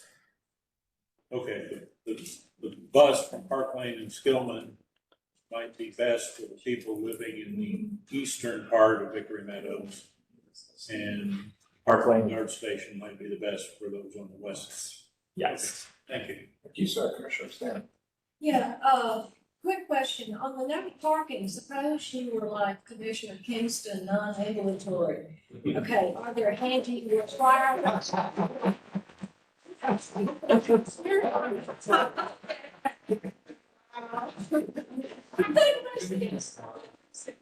Hey, I was the same way a year ago. At this site, is there handicap parking at this? They'll, good question. I don't know how handicap parking for a new site, if they provide parking, a portion of it will have to be handicapped. And there's nothing that precludes them from including any degree of parking. Well, I hope that when they have for other people, that they would have for people, because obviously it's a Parkland clinic, and that could be the case of it. Yeah, absolutely. Wheelchair, that can't get easily across the driveways. But at the same rate, I would argue that transit service is also very valuable for people who do have a disability that prevents them from driving. Thank you, Commissioner Trevor. Two quick questions. So just to confirm, staff's recommendation is an NSA simply because it is not your preferred course of action to have a PD with auto use. That's a good way to put it, but also NSA is appropriate for this site. It's on a large thoroughfare. Walnut Street is a large thoroughfare. There's retail, community retail zoning across Walnut. There's retail in the city of Richardson, some kind of zoning. And the size of the site, the access of the site, NSA is the least intense commercial zoning or retail zoning, but it does allow clinic by right. Can I add also, I'm sorry, for PDs, we try to use the angle, that's an exception, like, let's say, can you meet base code, and if not, why do you need this exception, and then we can work and start negotiating some of the community benefits, so we always try to put that angle, like, please, why do you need this exception? Okay, so would an alternative be an NS that is limited to the medical clinic? We can't, there's no tool within NS to take out things from a general zoning district. But this planner's professional opinion would be that there are no uses in NSA that are not appropriate for that site on this corridor. Mr. Green, you are aware that the applicant disagrees with that? I am, yeah. And we let them know early in the process that, understand what you're trying to do. Our recommendation is different, and here we are. Okay, so last question, this whole thing about the setback, the 5 feet minimum staff recommendation, is that because you want engagement at the street level because there's retail across from the street? I could talk for a long time about the setback, but I will say that the base setback in the district or the planned development district as is being put forward is going to be 40 because it defaults to that R1/2 acre district. And what is the concern with that? so, yeah, absolutely. Just broadly, when you have a 40-foot front setback, among other things, it makes it harder to access from the street by a transit user, a person walking, because it separates it, and it very frequently leads to the only outcome being parking in between there and there. So that's a significant obstacle. You have it at 5 feet. They may not utilize it necessarily, but it's going to at the very least incentivize it, that it's closer to the street, it's more accessible to the pedestrian or transit user. And that way, like we said, if a person is handicapped or has a disability, they don't have to go as far through a parking lot potentially. Okay, so I think I heard you say that the concern with the 40-foot setback means that you're concerned they'll put parking on that side of the building adjacent to the road. Is that your primary concern with the 40-foot? There are a litany of good reasons to have reduced front setbacks, but that's just one of them. Otherwise, it's a more approachable edge to have a building close to the street when you're walking, not even accessing the site, but when you're walking past it, as it helps in definition and scale. When it's wide and open, it's often uncomfortable for a pedestrian, even if they're just walking past. Commissioners, there are other questions on this case. Let's go ahead and head to the horseshoe, and then we'll begin with the briefing of this case. And then we'll go to House Hampton and Young questions. So we'll begin with the briefing. It is 12:49. I think we should get to the Dallas Point Commission, but I think the horseshoe can be online and find it. We're running.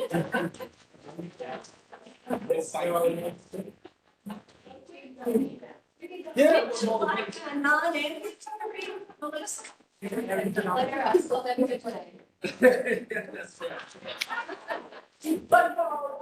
You were taking pictures of that Lego. For a while, you weren't so into it. Meanwhile, Oregon, around in the last. It's good.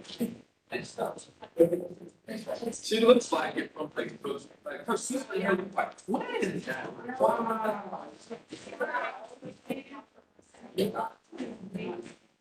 Think of an arrow. I have another thing. Right? Seriously.